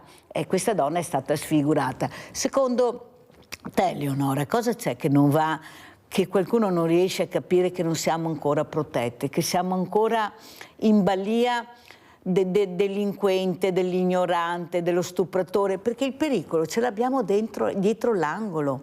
Cioè il problema è questo, che noi abbiamo il pericolo dietro l'angolo, non sappiamo quando tocca, a chi tocca, e questo non è possibile, non è ammissibile in un 2024 dove si parla di emancipazione, si parla di tanto. C'è questa cultura, ancora si discute tra patriarcato e matriarcato, c'è, non c'è, i favorevoli e i contrari. Il problema è che la donna non è al sicuro nel posto di lavoro, non è al sicuro quando va per la strada, non è al sicuro in famiglia. Cioè, qualcuno mi vuole spiegare dove dobbiamo essere al sicuro? Neanche per portare parlo in generale fuoco naturalmente, ma non è che... bisogna parlare in generale perché molte donne non sono al sicuro e noi non riusciamo a difenderle. Prego, Leonora. No, purtroppo è un problema grosso, è un problema portato dalla nostra società. Io penso che sia anche un problema portato dal fatto che l'uomo forse non è pronto a tutta questa emancipazione praticamente della donna, perché comunque noi donne siamo molto forti. Abbiamo veramente, siamo multitasking, abbiamo la capacità di gestire lavoro e famiglia e molto spesso ci sono certamente degli uomini che lo sanno fare altrettanto bene, ma ci sono anche degli uomini che si sentono diciamo minori rispetto a questa importanza, no? Della donna, che non hanno tutta questa forza di gestione. La sconfitta del no, come ieri diceva un telespettatore, la sconfitta non è accettata da parte dell'uomo. No, perché loro devono sempre farsi vedere come il sesso forte, quando invece forse è così, questa cosa si sta sgretolando negli anni, non è più così. Leone da Trebaselle, che vai Leone? Ciao ragazzi, ciao. Tutti io.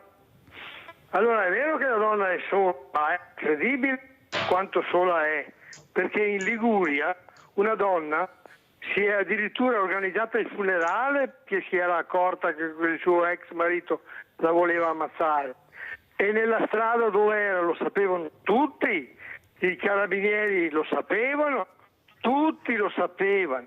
È andata a organizzarsi il funerale e dopo l'ha ammazzata, perciò lei aveva già il funerale organizzato, ma è possibile che in una strada dove tutti conoscono il problema, che le forze dell'ordine conoscono il problema, che questa donna sia stata lasciata sola?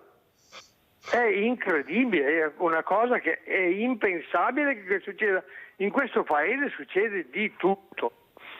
Ho una storia da raccontare alla tua soprano, posso? Prego. Allora, io lavoravo sulle navi, un giorno è arrivato il giorno che dovevo lasciare. Eravamo a Sydney e volevo fare una cosa eclatante. Passare un giorno da leone, Mirella. Allora non sapevo cosa fare, sono uscito fuori sul ponte e c'era l'opera di Sydney davanti a me. Ho detto, ecco, andrò all'opera, via. Allora sono andato al ricevimento, ho chiesto se c'era un biglietto per andare all'opera. No, i biglietti sono già stati tutti venduti. Non mi sono arreso, sono andato dalla gente e ho detto, io vorrei andare all'opera, sì. Può vedere se c'è se mi trova un po'.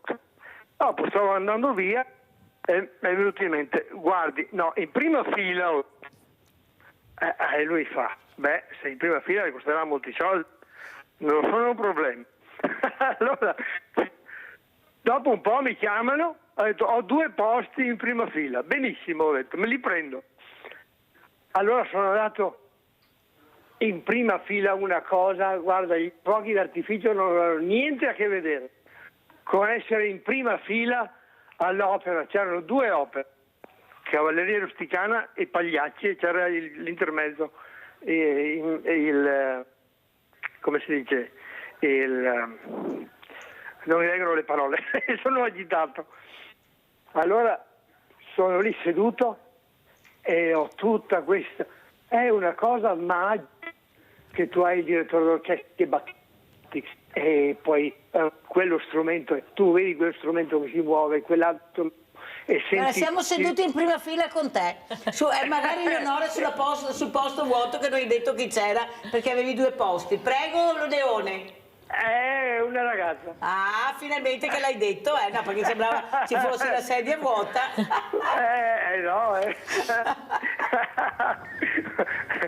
Allora, niente, io ho passato la cosa più bella della mia vita, cioè non me lo dimenticherò mai, una cosa meravigliosa, perché hai tutto davanti a te, è assolutamente magico. Auguro a tutti un giorno di andare all'opera e sedersi in primo piano. Ciao Mirella, grazie. Hai ragione caro Leone, è proprio vero così, forse anche la pigrizia, se non hai la passione è una brutta malattia, perché la passione fa vincere la pigrizia, ma se non hai passione, se non hai nessun hobby, non hai niente, veramente arriva la solitudine e questo non è accettabile con quello che veramente ci offre. Allora andiamo a vedere questo video, Il bel sogno di Doretta. Siccome noi sogniamo il principe azzurro, poi magari qualcuno trova il carnefice al posto del principe azzurro che si presenta come principe azzurro. Andiamo a vedere.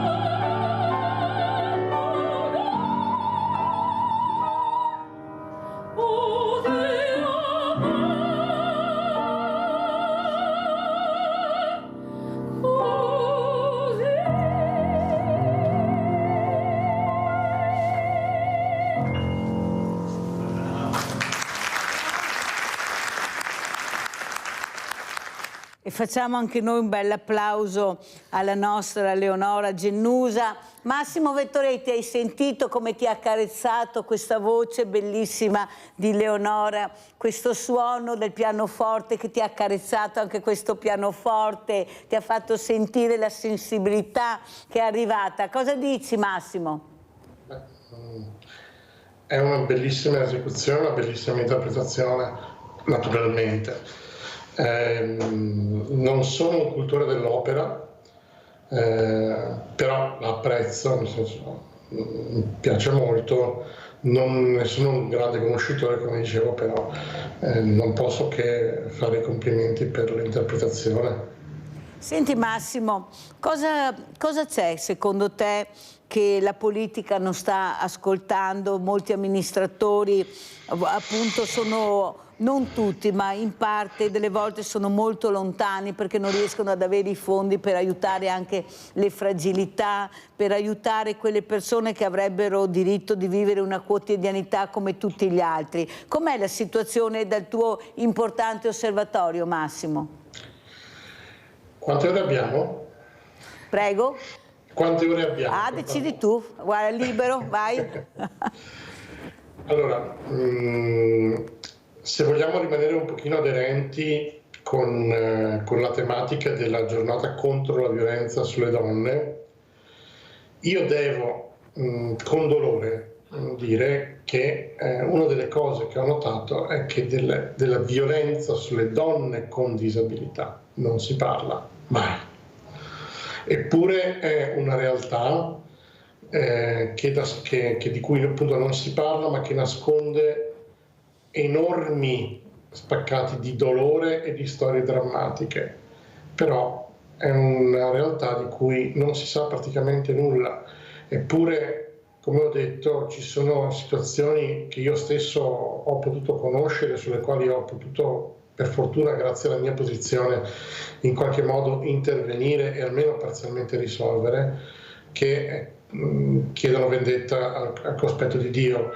Ci sono persone che usano il loro ruolo di, si dice, caregiver, cioè di coloro che danno aiuto alle persone con disabilità, per fare violenza su persone che non hanno modo di sottrarvisi, e anche in questo senso spesso i servizi di aiuto e supporto alle donne non sono adeguati. Anche su questo noi stiamo lavorando. Per fortuna abbiamo trovato nell'assessore Tesarolo, che io ringrazio, un orecchio attento, e stiamo lavorando per creare un contesto più accogliente per le donne con disabilità vittime di violenza.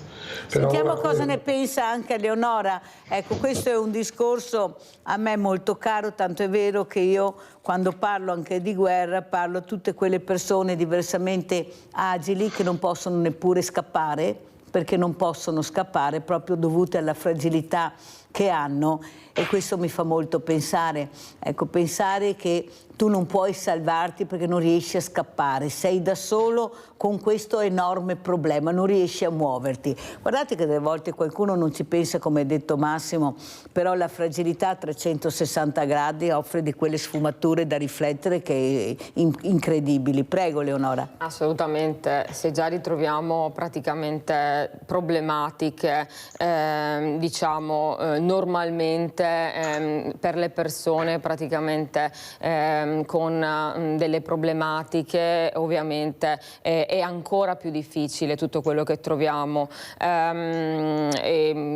Io purtroppo parlo perché ho avuto da poco, da qualche mese, mia madre è morta per una malattia molto rara, per esempio, anche lei, e questa cosa mi è rimasta molto dentro. Infatti la sto portando comunque come tema anche su discorso praticamente musicale, per svolgere una raccolta fondi proprio per i bambini praticamente svantaggiati. Tu hai portato anche un opuscolo qui. Sì, ho portato praticamente questa brochure, che è una brochure della Fondazione CHOPS per i bambini con malattie rare. Faremo praticamente un concerto, un evento di beneficenza il 7 dicembre alle ore 18 presso l'Auditorium Mario del Monaco di Villorba, e vi invito tutti quanti a partecipare. Per ecco, un minimo contributo di 10 euro vi verrà dato praticamente una scatola di torroncini con una brochure, dove all'interno troverete praticamente un QR code per restare anche collegati praticamente alla fondazione. E questa è una fondazione appunto che si occupa di malattie rare. CHOPS praticamente è l'acronimo di volti praticamente tratti del volto grossolani, difetti cardiaci, coinvolgimenti polmonari, displasia e bassa statura. Quindi questi bambini ci sono circa 15 casi in tutto il mondo, nessuno, se non diciamo dei privati che potrebbero fare appunto beneficenza e potrebbero dare un loro contributo, si interessa, perché se non c'è un interesse, Mirella, dal punto di vista farmaceutico, nessuno si interessa a fare ricerca. Okay. Se non c'è una ricerca, ci sono pochissimi casi, la medicina, la ricerca non investe perché sono pochi casi, non possono divulgare medicine come fanno generalmente, quindi per i pochi casi la ricerca purtroppo ce la facciamo noi. Allora andiamo a Trieste, adesso vi porto, visto che abbiamo parlato di diversamente agili, andiamo a vedere invece questa giornata hanno parlato di disabilità all'ITIS a Trieste. Andiamo a sentire. Si sono svolti oggi a Trieste gli Stati Generali della Disabilità in Friuli Venezia Giulia, promossi dalla FISH e dalla FISH regionale. L'evento ha rappresentato un'importante occasione di confronto sul tema dell'inclusione e dei diritti delle persone con disabilità, ponendo al centro il percorso verso la costituzione dell'Osservatorio regionale sulla condizione delle persone con disabilità previsto dalla legge regionale 1622. Durante l'incontro esperti, istituzioni e associazioni hanno discusso delle politiche nazionali e regionali, delle buone prassi già adottate in altre realtà italiane, delle sfide ancora aperte. Tra i temi affrontati il lavoro, la vita indipendente, l'accessibilità e il turismo inclusivo. È stato inoltre evidenziato il contributo delle associazioni nella formulazione di proposte legislative e nel supporto concreto alle persone con disabilità e alle loro famiglie. In questo contesto abbiamo sentito l'assessore regionale alla salute, politiche sociali e disabilità Riccardo Riccardi, che ha sottolineato l'importanza di una collaborazione tra istituzioni e territorio per promuovere l'inclusione. Quando si parla di disabilità non si è mai fatto abbastanza, quindi noi continueremo nel metodo, che non è un metodo chiuso, non è un metodo fatto di solo norme e regolamenti, continueremo a investire risorse importanti e daremo ulteriore corpo a quella norma che abbiamo approvato all'unanimità del Consiglio regionale che riguarda la riforma della disabilità. Questa è una regione che in questo Paese ha segnato sicuramente la storia degli strumenti con i quali si affronta la disabilità. Io penso che noi continueremo a essere battistrada su questo perché c'è una cultura, c'è una forte tradizione e soprattutto c'è un sistema che fonda sulla sussidiarietà, cioè non è un problema che si risolve all'interno del sistema istituzionale, ma l'istituzione affianca il percorso legato a molte famiglie, a molte associazioni, alla cooperazione sociale, al sistema del terzo settore che guidano questo processo con grande intelligenza e responsabilità. Abbiamo Monica da Paesi in linea, poi sentiamo Massimo Vettoretti. Vai Monica. Prego. Ciao. Ciao a tutti i vostri ospiti. Ciao.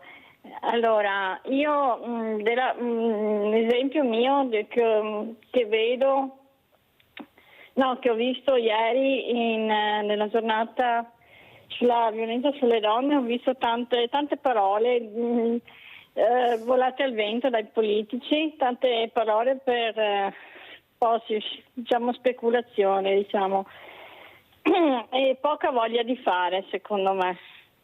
E molta poca voglia di fare. Bisognerebbe investire di più su questo tema qua, perché non si può andare avanti in questa maniera qua, che ogni giorno apri la televisione e senti che c'è un femminicidio. Io trovo che la politica dovrebbe essere un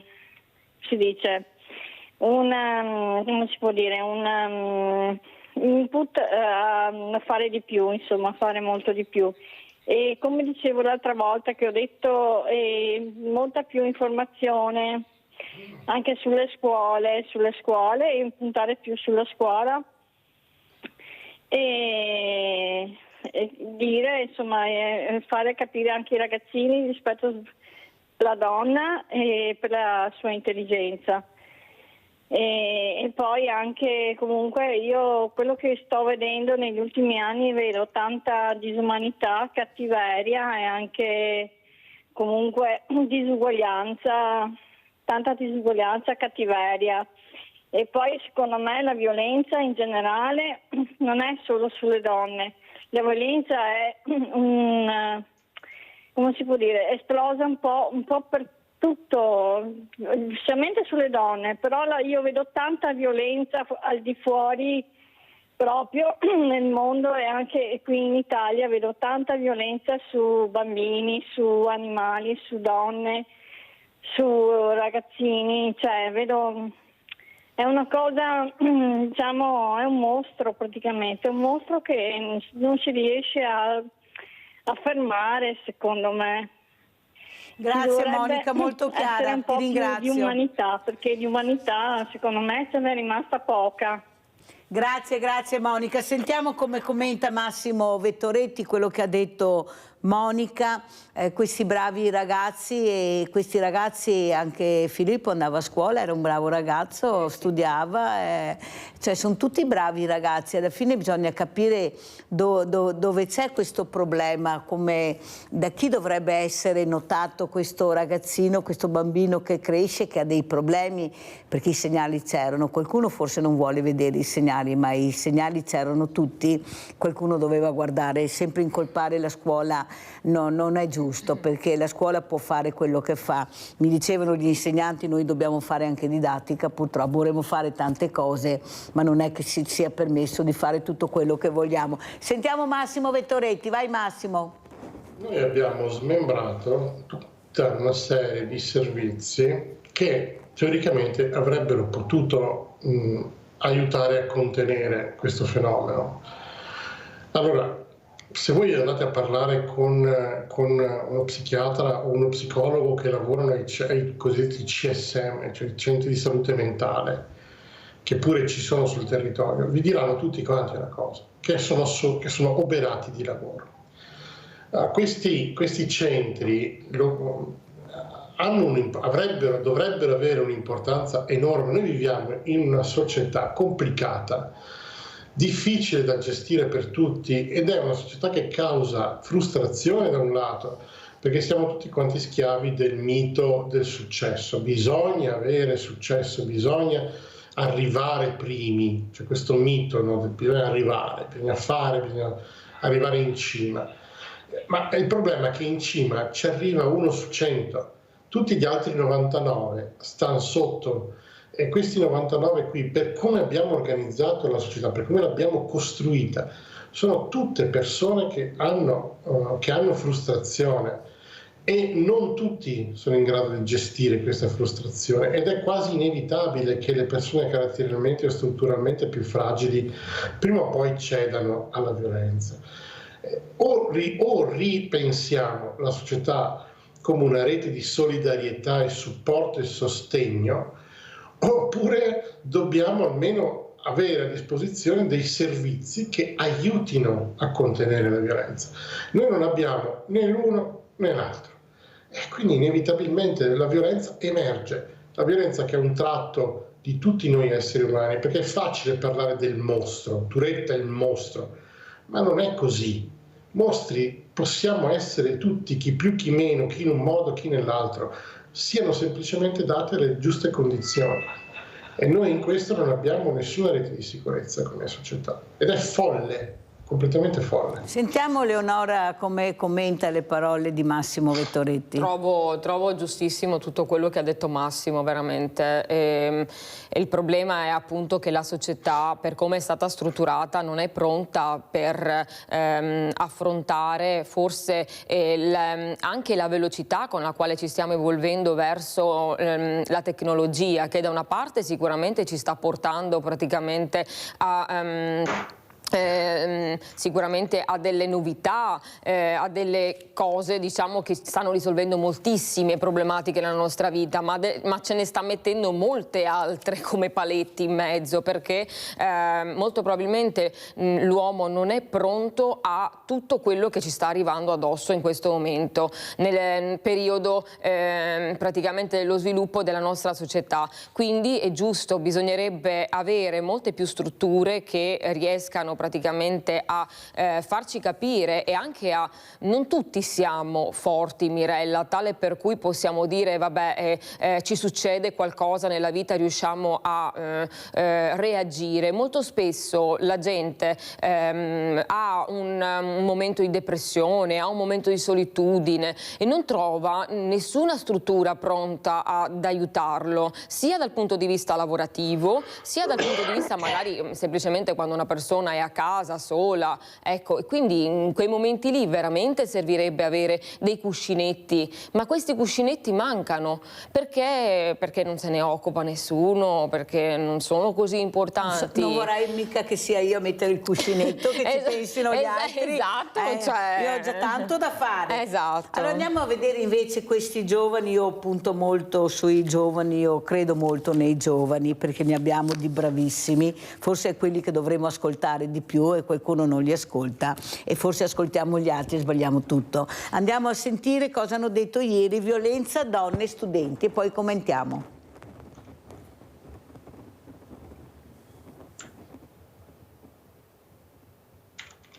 Noi, anche se siamo vestite proprio così, con pantaloni lunghi e tutto, abbiamo sempre quella paura comunque di uscire, paura che ci succeda qualcosa. Magari quando cammini per strada un fischio ti arriva sempre, o comunque sei sempre soggetta ad occhi non desiderati, ecco. Devono provare quello che proviamo noi, a sentire per strada macchine che si fermano e si fischiano, persone per strada che ci insultano, oppure sono piccole cose, però dovrebbero capire loro cosa si prova in questo.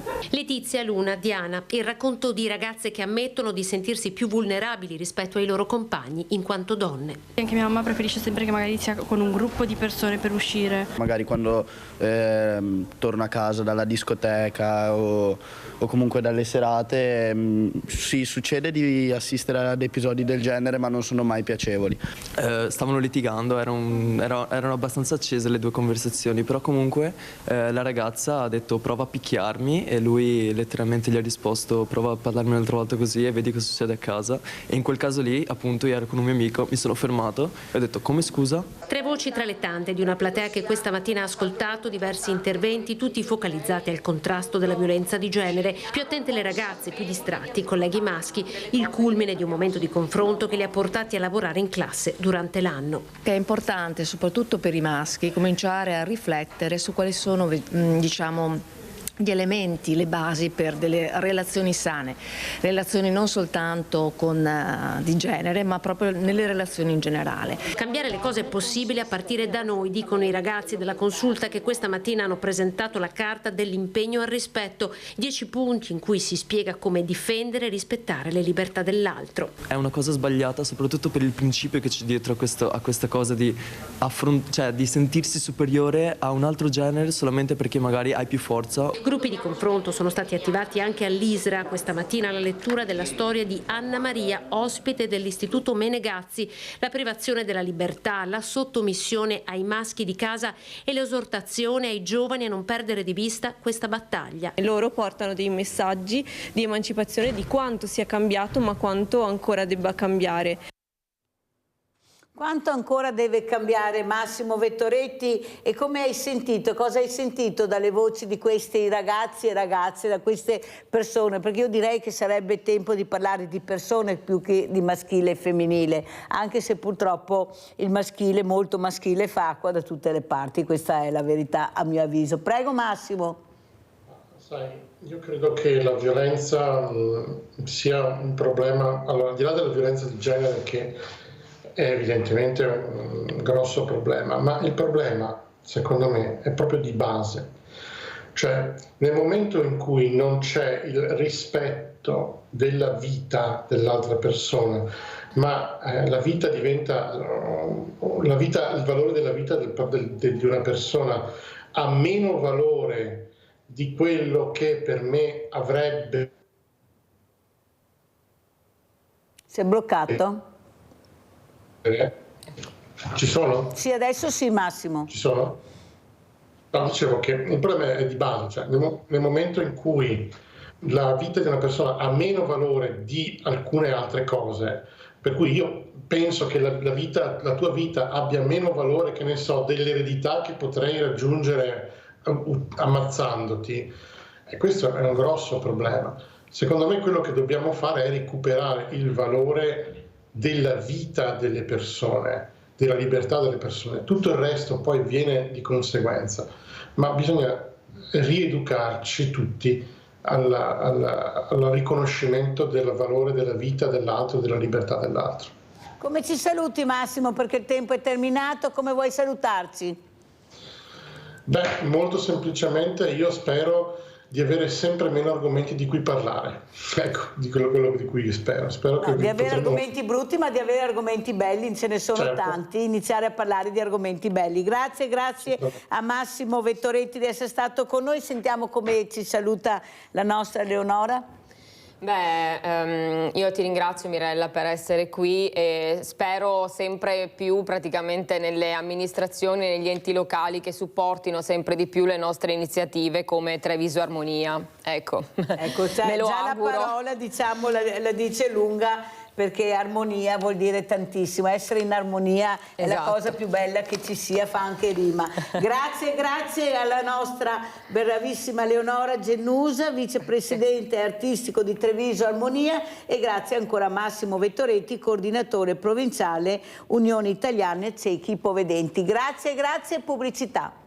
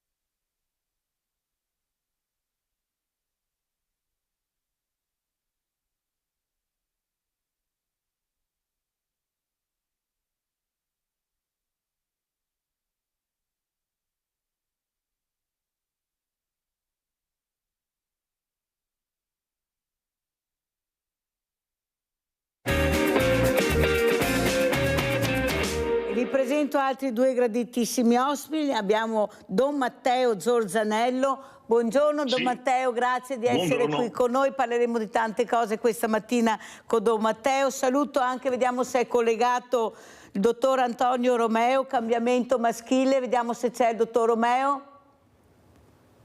Non lo vedo. Allora passiamo con Don Matteo Zorzanello. Allora, Don Matteo, intanto grazie di essere qui. Ieri è stata una giornata per alcuni importante, per alcuni avvilenti. Abbiamo visto pochi uomini che cercano di fare quel passo in più, quel passo in avanti per cercare di proteggere questa donna che è sempre più sola e si deve difendere anche da sola. Non è facile arrivare ad avere quella protezione che si cerca nel momento che hai tutta la fragilità che ti avvolge e questa persona, questo uomo che veramente cerca di annientarti. Cosa sta succedendo, Don Matteo? Questa aggressività che non ha età, la vediamo a tutte le età, questa sconfitta che non viene accettata, specialmente da parte di quegli uomini che non vogliono sentirsi dire non sto più con te, non ci sono più, ma anche i ragazzi.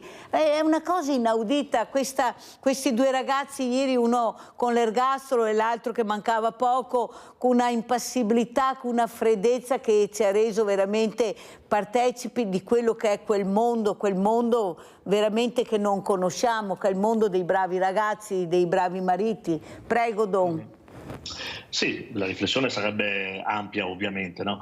Cosa sta succedendo? Cioè, da una parte sembra, no, che siamo tornati a un analfabetismo relazionale ed affettivo, nel senso che anche, no, di fronte a queste persone che commettono questi atti, no, terribili, sembra che talvolta ci sia una sorta di schermo, una incapacità di esprimere le emozioni che sono quelle belle, della gioia, della felicità, ma anche le emozioni che sono legate al rifiuto, al disagio, alla tristezza. E allora, no, il modo per vincere queste fatiche è quello della violenza. La violenza verbale, la violenza negli atteggiamenti, la violenza fisica, che sfocia poi nei casi estremi che hanno riempito, no, le cronache purtroppo dei nostri giornali, ma che poi in realtà si sposano molto anche nel quotidiano. Quanti sono gli atti di violenza che vengono fatti a parole, con gli atteggiamenti, con le sottolineature, con le battute, con le discriminazioni. C'è un clima di violenza generalizzato che che è ampio. L'altra cosa che colpisce, come giustamente dicevate anche voi in studio, è che è trasversale, cioè non vediamo un'età più in difficoltà rispetto ad altri. Ci sono dei ragazzini, adolescenti, fino agli adulti anziani, anche magari persone con una certa età, no? Che hanno stato insieme per una vita e dove il maschio sfocia nell'atteggiamento violento estremo. Quindi è una cosa che riguarda tutti e riguarda anche un po' tutte le caratteristiche stranieri e italiani, cioè ci mettiamo a fare, no, le incidenze, perché riguarda tutti. Quindi c'è un problema generalizzato che è questo del non riuscire ad esprimersi dal punto di vista affettivo, ed è un problema soprattutto dei maschi. I maschi che credono si trovano ad avere un ruolo diverso rispetto al passato, dove c'era il ruolo più di comando, di primarietà, diciamo, no, rispetto a livello sociale, che oggi invece deve essere condiviso con la figura femminile, e spesso il maschio va in crisi. Quindi c'è una educazione anche, credo, no, al maschile che va rifatta, rivista insieme. Don Matteo, ci spieghi un pochino, perché noi siamo molto confusi, montagne di parole, di questo problema che qualcuno dice che è il patriarcato, qualcuno dice che è vero, altri dicono di no, ma qualcuno aggiunge c'è anche il matriarcato, c'è sempre stato. Qual è la verità? Si deve proprio parlare di patriarcato e matriarcato, oppure dobbiamo iniziare a parlare di persone? Perché ho sempre qualcuno che divide l'uomo dalla donna, il ragazzo dalla ragazza, il bambino dalla bambina. Non sarebbe invece, Don Matteo, iniziare a parlare di persone, iniziare a coinvolgere le persone, indipendentemente dal sesso? Noi dividiamo sempre. Prego, Don Matteo. Sì, certo, anche questo è un altro tema che meriterebbe una lunga riflessione, che non è questo il caso, no? Però certo sono d'accordo, nel senso, vediamo, talvolta è necessario probabilmente chiamare per nome i problemi, per identificarli, quindi anche affrontare il tema del patriarcato, eccetera, credo sia importante nel senso, perché occorre anche dare un nome a uno specifico problema, però non dobbiamo fermarci lì, cioè, non è solo questa questione. C'è anche questa questione che nasce da una mentalità, da una cultura che ci portiamo alle spalle, da una storia.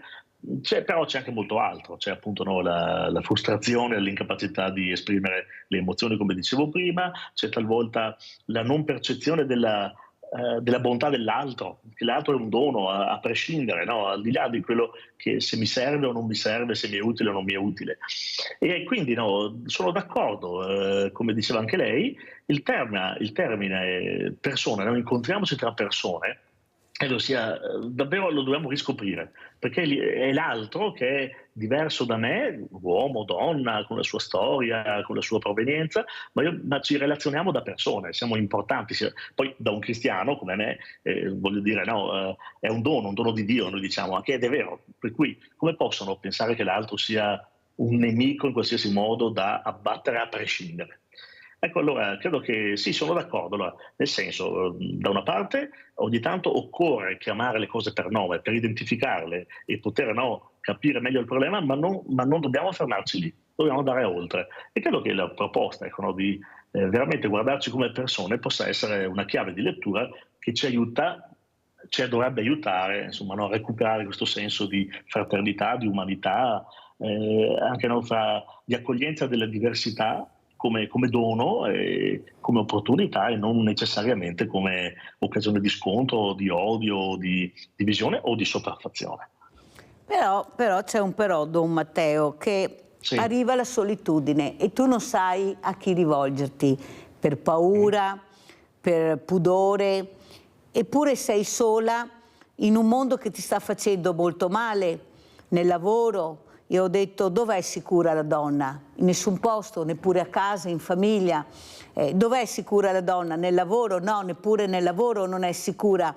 Per strada, all'angolo può sempre trovare il nemico. Eppure qualcuno non riesce a capire che è la figura più importante, è la figura che ha generato l'uomo, è la figura che veramente con poco riesce a fare tanto, perché si rimbocca continuamente le maniche e cerca di trovare soluzioni anche dove è difficile trovarle, nonostante anche la malattia a volte. E questo uomo che non capisce, che ci fa sempre scendere e buttare giù dalla scala. Ecco, arriviamo a metà e poi ritorniamo da capo. Capisce che tante panchine, io sono contraria alle panchine, Don, lo dico, è anni che lo dico, perché non c'è il dopo panchina. Chi se ne frega della panchina se poi non ho il dopo panchina? Cosa me ne faccio della panchina? Ormai poi ne hanno fatti di tutti i colori, si fa anche confusione, ma quello che traspare è che nessuno capisce che dobbiamo avere il dopo panchina. Nel momento che ho il bisogno devo rivolgermi a qualcuno che ho fiducia, ma anche le forze dell'ordine adesso si sono mosse, ma io ho sentito donne che dopo tante denunce non riuscivano a trovare il là e sono state massacrate da questo compagno. La legge che non ha la certezza della pena, ho paura quando uscirà cosa mi farà. L'uomo che continua a rimanere nella casa dove invece è portata via la donna con i bambini, traumi su traumi, cioè non ci siamo proprio, Don, eppure i segnali li diamo di quello che sarebbe necessario per essere sicure. Prego, Don Matteo. Certo, questi sono temi come sempre, no? Grandi, perché coinvolgono a livello ampio tutta la realtà sociale, la realtà anche ecclesiale, la realtà associativa, delle varie realtà dove siamo dentro.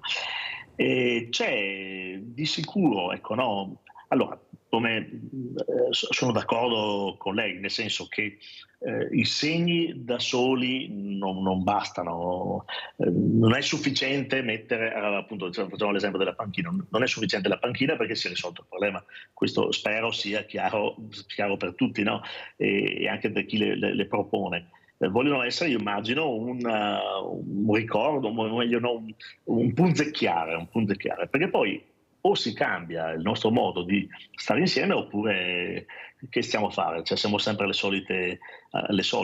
Quindi credo sia indispensabile da tutti i punti di vista. Uno, una educazione all'affettività per tutti, ma soprattutto per i maschi, ripeto. Io da maschio e anche e da prete lo riconosco che talvolta anche la nostra educazione, una certa mentalità sembra far dire che le emozioni sono femminili e il maschio invece non è quello duro, è quello forte, e forte vuol dire che non esprime le emozioni. Invece occorre educarci a vivere le emozioni tutte, comprese quelle meno belle e comunque importanti, la tristezza, la frustrazione, Matteo, fermo la delusione. Un secondo perché abbiamo Antonello da Santa Lucia, se no mi cade la linea. Vai Antonello. Ecco, è caduta la linea, mi dispiace, vediamo se lo recuperiamo, però abbiamo il dottor Antonio Romeo, eccolo qui, il dottor Romeo è riuscito a collegarsi con noi. Cambiamento maschile,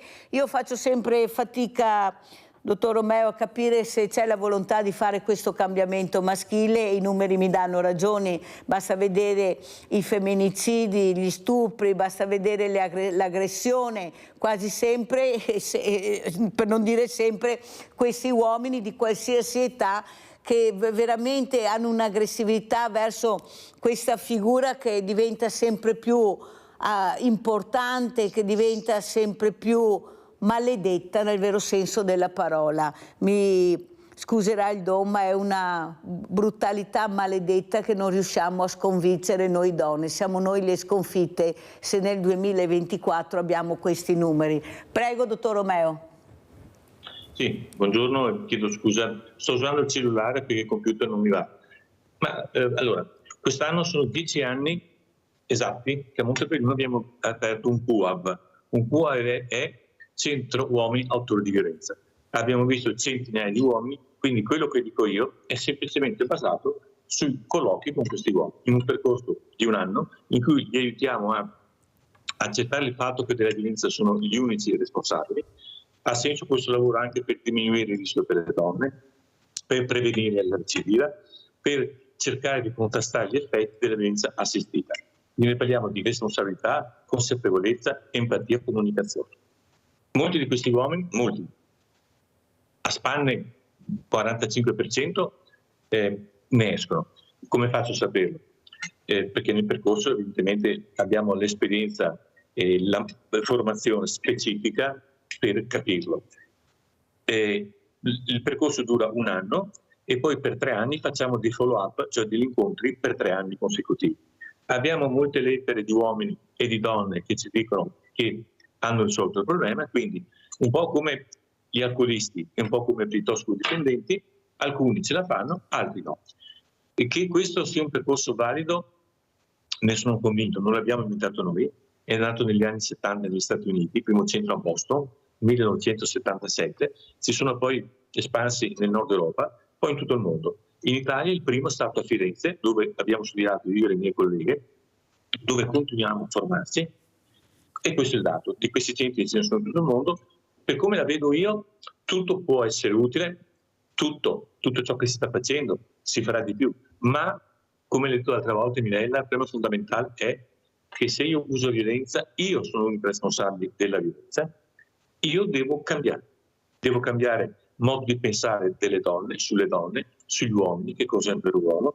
La rabbia, che è un'emozione umana sana, l'abbiamo tutti, primaria, l'abbiamo tutti i mammiferi, è un problema nel momento in cui non riusciamo a controllarla, quindi mettiamo questi uomini su 2 piani. Uno culturale, che è il più difficile, cioè sgomberare dalla testa quella, adesso non voglio più chiamarlo patriarcato, chiamatelo come violenza, chiamatelo frigorifero. Allora io ho quasi 74 anni, di fatto ho 74 anni più quello che c'è dentro questo frigorifero, che vuol dire maschilismo, sessismo, pregiudizi, stereotipi sulle donne e sugli uomini. Non conosco altri modi.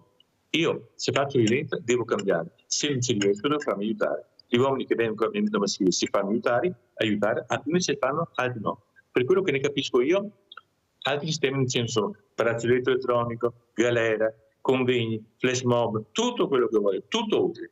Ma alla fine della fiera, come quando un ragazzo dice studia, ci sono le scuole, le ripetizioni, professori bravi, tutto, ma se lui non vuole studiare, va a scuola, ma se non studia non va avanti. Nel nostro campo, quello della violenza maschile sulle donne, io vedo solo questo. Si dà la colpa oggi a internet, ai social media, ai no, tutto quello che volete. Faccio una banale constatazione. La violenza maschile sulle donne c'è da millenni, c'è sempre stata nella storia. Se la studiassimo la storia con questo aspetto, come vivevano uomini e donne 3.000 anni fa, 1.000 anni fa, 100 anni fa, 50 anni fa, 20 anni fa oggi, troveremo la stessa solfa. La donna è sempre stata una serva o un oggetto sessuale. Oggi abbiamo cambiato tutto? No, anche no. Se siamo qui a parlarne non abbiamo cambiato fondamentalmente l'aspetto più importante. Ma però, dottor Romeo, mi scusi, ma la donna ce l'ha messa tutta per far cambiare questo uomo. La donna va nelle piazze, protesta, anche nella malattia ha creato associazioni per aiutare le donne a vincere anche quella solitudine, questa disperazione, mentre l'uomo ancora abbandona la donna malata, non tutti, ma ce ne sono, invece di aiutarla. Allora cosa si deve fare? Qua mi rivolgo a Don Matteo per far capire l'importanza di stare assieme, di unirsi in momenti difficili. Cos'è l'aggressività alla fine? Cosa ti senti più forte, più uomo, come dice il dottor Romeo, cioè più virile? Cosa vuoi far vedere a questa donna che l'hai umiliata, l'hai veramente diciamo tolto quella dignità di essere una figura femminile, che è il rispetto verso questa figura femminile? Prego, Don. Sì, certo. Allora, ciò che succede spesso, io immagino, è il tentativo di uno scaricare la colpa sull'altro, cioè nel senso, no, sei tu che ne so, immagino, no, di fronte alla mancanza di salute, alla malattia di una persona, della donna in questo caso, la tua malattia mi toglie la mia libertà, non so se mi spiego, no, di fare quello che voglio, quindi il problema sei tu che ti ammali, no?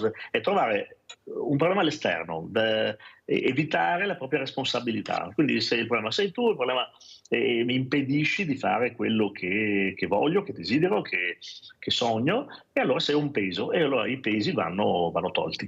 E c'è talvolta anche questa, no, che alberga dentro nel cuore delle persone, trovare la responsabilità fuori di se stessi, scaricare le colpe. È un meccanismo perverso che però c'è e credo ha la sua la sua incidenza, compreso il fatto poi, ecco, no, io ritorno sull'idea che non siamo stati abituati a fare i conti con tutti i sentimenti, con tutte le emozioni, e quindi quelle che sono difficili vengono rifiutate, e la forma di rifiuto più grande è quella dell'aggressività. Si chiude il discorso. È classico anche nelle discussioni, quando non sai più cosa dire, chiudi il discorso, offendi, si insulta e basta, e non si parla più, no? Quando invece magari il dialogo è più faticoso, è più impegnativo e soprattutto ti costringe a cambiare. Quindi sono d'accordo con quello che diceva il dottor Romeo, che poi è il cambiamento che deve partire da lì. Quindi succede questo, c'è questo purtroppo, e purtroppo ancora la donna è vista, no, come quella, l'oggetto di conquista, è quasi una sorta di proprietà. C'è la famosa, purtroppo, no, frase che torna: tu sei mia e se non puoi essere mia non devi essere di nessun altro, e quindi no, giustifica la soppressione come fosse un oggetto. Quindi credo che alla radice c'è questa dover riconoscere che l'altro è un dono, a prescindere, no? Di cui io non sono proprietario, non lo posso mai essere in nessun caso, e tanto meno nel caso di una donna. E poi, ripeto, per un credente sarebbe ancora più chiaro sta roba, no? L'altro è un dono di Dio, quindi, ma non posso permettermi di pensare che l'altro è un mio oggetto. In nessun caso. Basta vedere i mafiosi, Don Matteo, con questi crocifissi, con questi altarini, e poi uscivano e ammazzavano bambini, persone, ecco, capisce, ecco, dove può arrivare l'uomo. Allora andiamo a vedere invece i numeri, che noi sono importanti, i numeri fanno capire nel 2024. Andiamo a Trieste e vediamo i carabinieri, questo aumento denunce del codice rosso. Andiamo a sentire.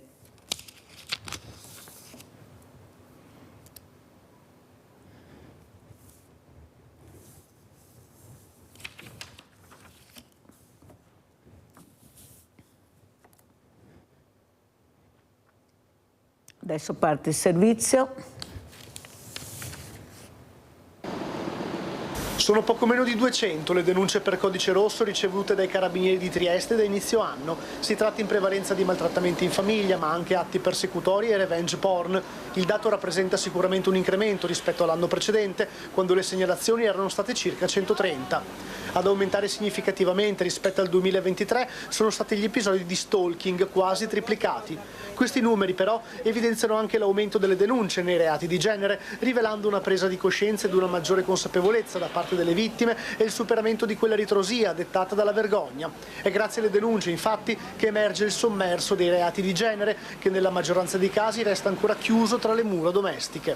L'aumento delle segnalazioni ha fatto sì che la risposta delle istituzioni nei casi più gravi sia stata veloce, anche grazie alle recenti modifiche legislative apportate con il cosiddetto codice rosso rafforzato, entrato in vigore nel settembre 2023. Infatti le misure cautelari emesse dall'autorità giudiziaria a seguito delle indagini delegate all'Arma dei Carabinieri ha permesso una serie di provvedimenti: allontanamento dalla casa familiare, divieto di avvicinamento, arresti domiciliari e detenzioni in carcere. 80 gli arresti nell'anno in corso, buona parte con l'installazione dei dispositivi di controllo come il braccialetto elettronico. Lo scorso anno erano stati la metà. Quello che notiamo è che negli ultimi anni sicuramente c'è stata una crescita delle denunce, degli esposti su queste fattispecie delittuose. Però questo significa anche che c'è una maggiore consapevolezza da parte delle vittime. Nella giornata internazionale per l'eliminazione della violenza contro le donne, la Questura di Trieste ha reso noti i dati sulle varie fattispecie di reato, dallo stalking alle lesioni, non solo violenze fisiche ma anche psicologiche. Gli autori di violenza appartengono a tutte le fasce sociali, tra loro ci sono minorenni fino a ultra sessantenni, ma la fascia d'età maggiormente coinvolta è quella che va dai 25 ai 50 anni. In generale, almeno nel 50% dei casi la violenza avviene davanti a minori. L'attività di contrasto passa attraverso la polizia, le forze dell'ordine e la polizia locale.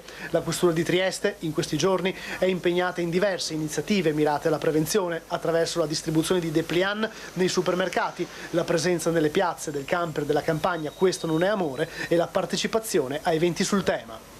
Noi quest'anno abbiamo fatto 48 ammonimenti rispetto ai 28 dello scorso anno, quindi significa 20 ammonimenti in più, che sembra un dato relativo, però per noi è un dato importante, perché l'ammonimento, come sapete, è una misura di prevenzione che viene adottata dal questore laddove la vittima ritiene di non fare una denuncia all'autorità giudiziaria e chiede una tutela anticipata all'autorità di pubblica sicurezza.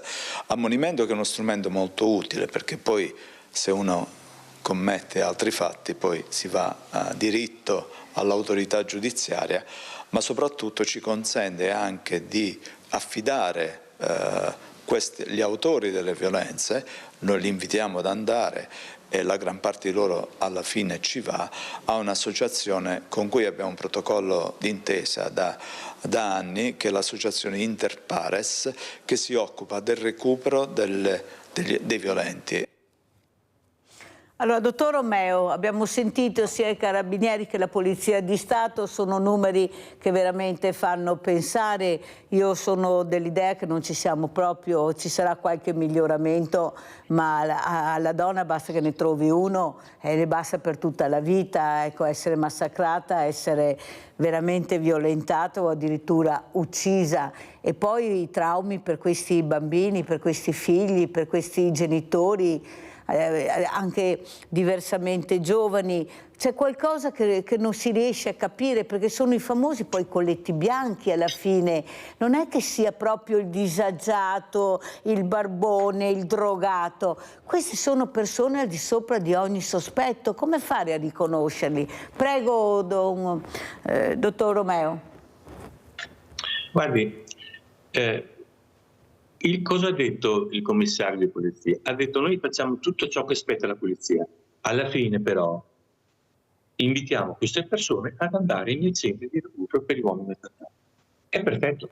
La polizia fa il suo mestiere, ma non è sufficiente, Mirella. Sono anni che glielo dico. Non è sufficiente. Il problema è che per cambiare la testa a una persona ci vuole un lavoro fatto sulla testa della persona. Ben venga l'efficienza della forza dell'ordine, ben vengano le leggi, tutto quello che vuole, non è sufficiente, perché accanto a queste cose, un'altra cosa che io, dopo 10 anni di uomini che vedo tutti i giorni, ritengo più importante ancora, o quantomeno sullo stesso piano, è aiutare l'uomo a cambiare, perché le denunce danno in aumento. Giustamente come ha detto lei, cosa possono fare ancora queste donne? Quando denunciano, quando si allontanano, ma quando una donna si allontana dall'uomo violento, quell'uomo continua a farne con altre donne, capisce? Abbiamo ancora casi di gente che è stata in galera dopo essere stata ammonita da questore, arrestata, e quando viene fuori rifà le stesse cose.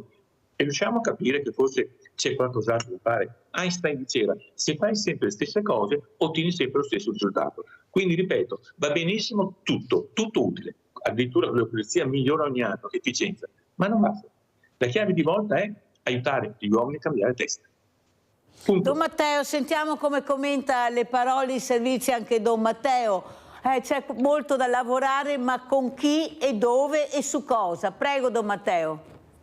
Sì, sono d'accordo, esatto, quello è stato detto anche dal dottor Romeo, nel senso che è tutto utile, d'accordo, va bene, però c'è questo cambiamento culturale, personale, questo cambiamento anche di stile, che non vuol dire rinunciare a qualcosa, no? Ma allargare. Questo sarebbe far vedere, no, che siamo tutti più ricchi se diventiamo capaci di relazionarci tra di noi in maniera diversa, in maniera fraterna, in maniera amorevole. È una ricchezza per tutti, non è, no, sembra che ci sia, no, la perdita di un vantaggio, la perdita di un...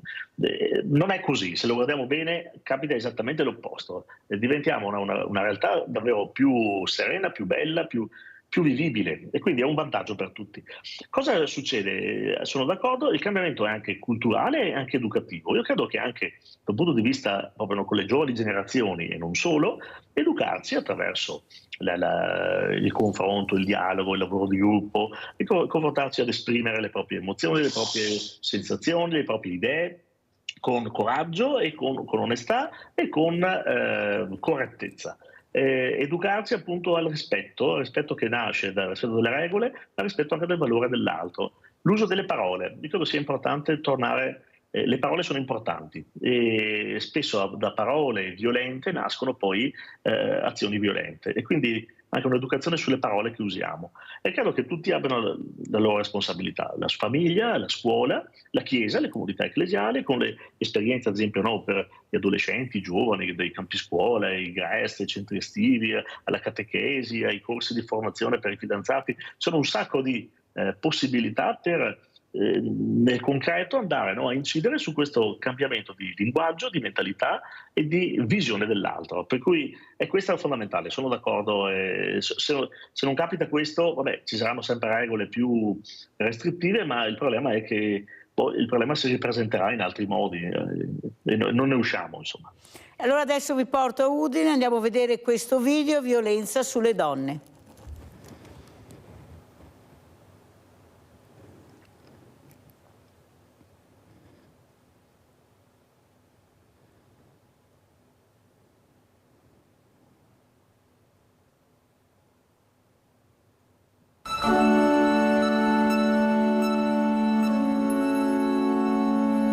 Tira fuori la pistola e dice o mia o di nessun altro e inizia a sparare.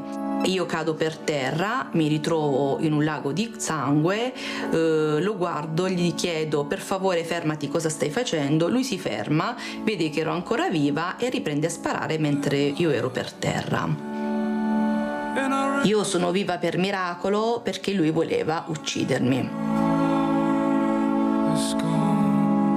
Ho deciso di lasciare il mio fidanzato con cui avevo una storia di 10 anni, ho capito che non era la persona giusta per me. Allora è il 13 gennaio del 2006 quando mi arriva un messaggio in cui mi diceva che stava arrivando, che voleva parlarmi per l'ultima volta. Da quel giorno la mia vita è completamente cambiata. Uno dei proiettili aveva lesionato il midollo spinale, per cui io da 18 anni vivo su una sedia a rotelle. Quando la persona che è al nostro fianco ci impedisce di portare avanti un nostro sogno, ci impedisce di uscire con gli amici, non ci sostiene, questo non è amore. Ma esiste anche l'amore che cura. Per fortuna io ho incontrato questa persona che in questa seconda vita mi è stata vicino. Quando vediamo per strada un comportamento sbagliato, un ragazzo che magari sta picchiando oppure urlando contro la propria ragazza, non voltiamoci dall'altra parte. Se abbiamo paura di intervenire, chiamiamo le forze dell'ordine.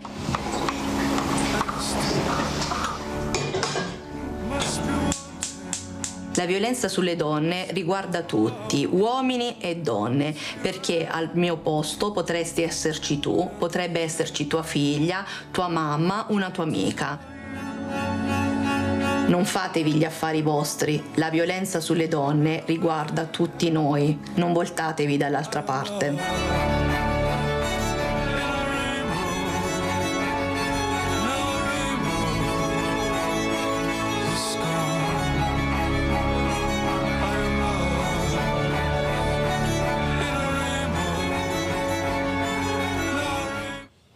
Guardate che questo è un video che fa veramente riflettere, lo chiedo al dottor Romeo e poi anche a Don Matteo, anche se abbiamo poco tempo, questa donna che rilancia e si fa una nuova vita. Penso che sia una cosa incredibile quello che abbiamo visto e sentito. Prego, dottor Romeo. Sì, conosco almeno 12-13 donne in queste condizioni.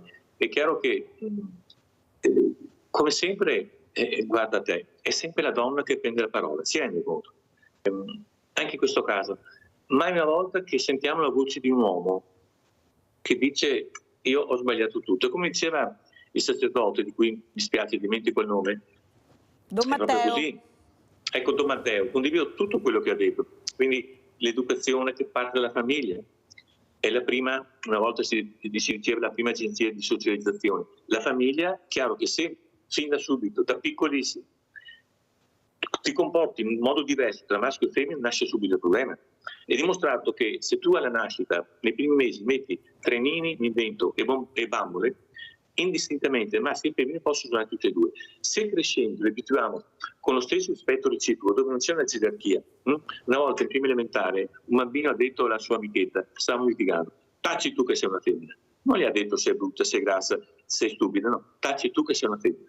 Quel bambino è già sulla strada brutta del maschilismo, del sessismo, forse anche della violenza.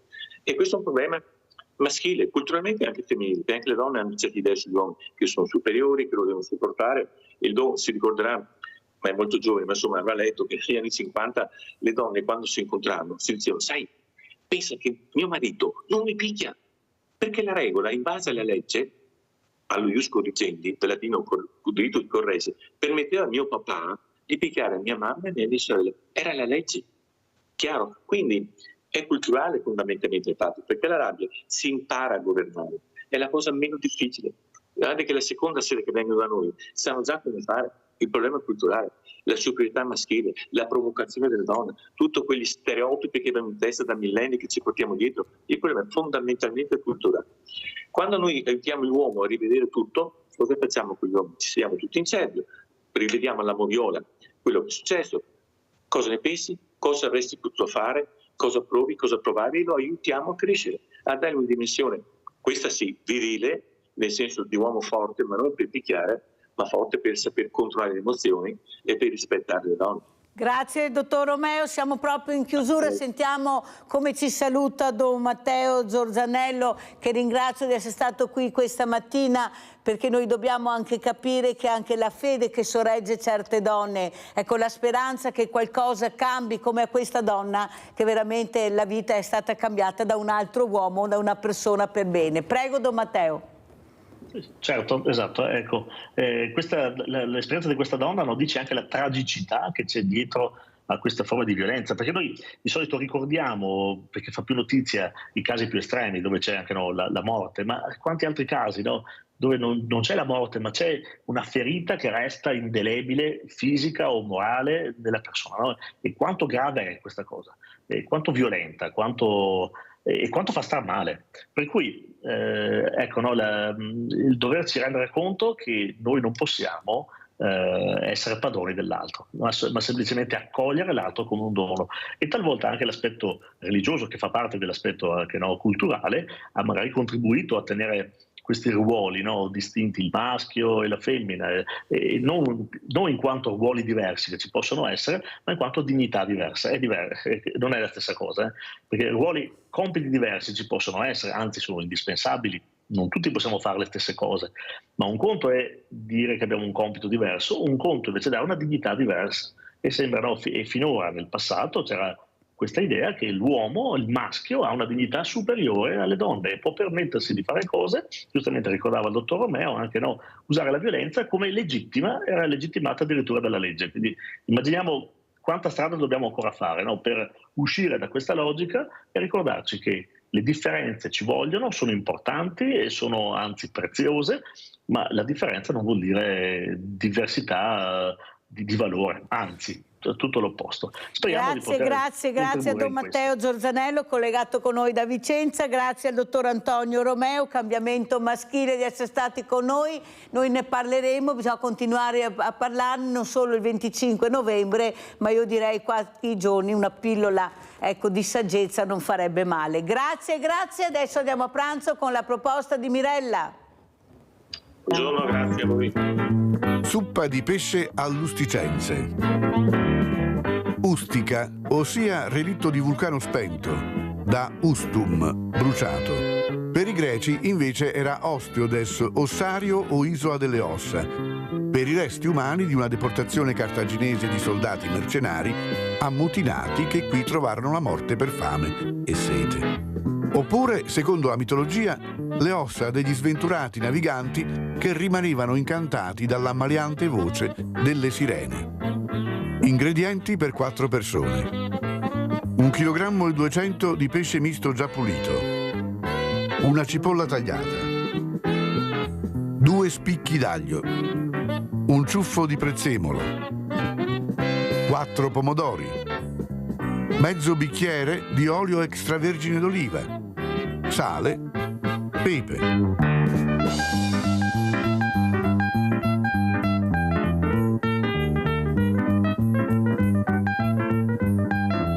Tagliate i pesci a tranci.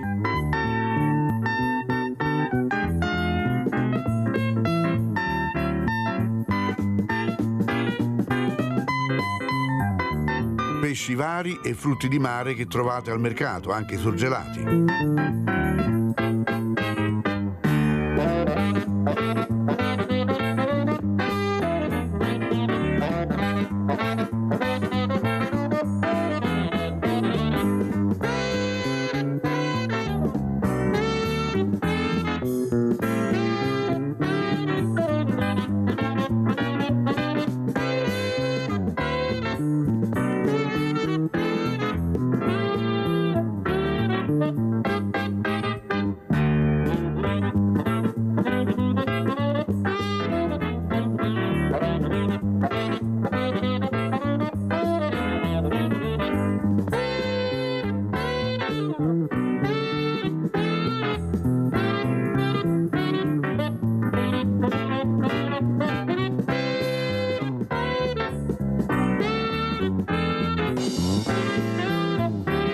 Fate appassire la cipolla in un tegame con l'olio.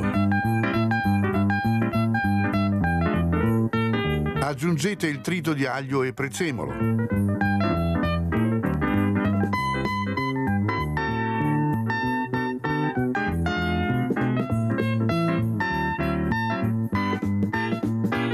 Appena dorato, versate i pomodori, salate e lasciate sobbollire per una decina di minuti. Immergete il pesce e fate cuocere per 20 minuti circa.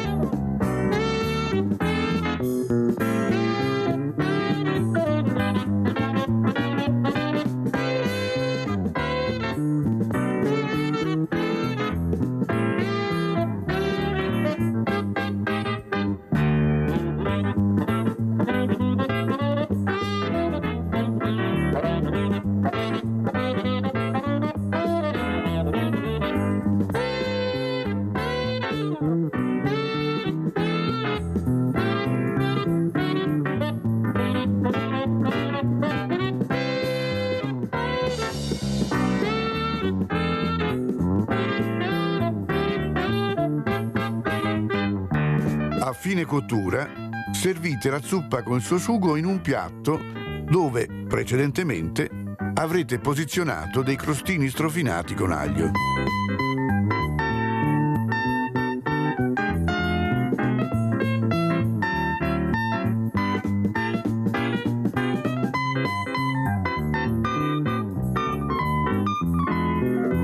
E buon appetito!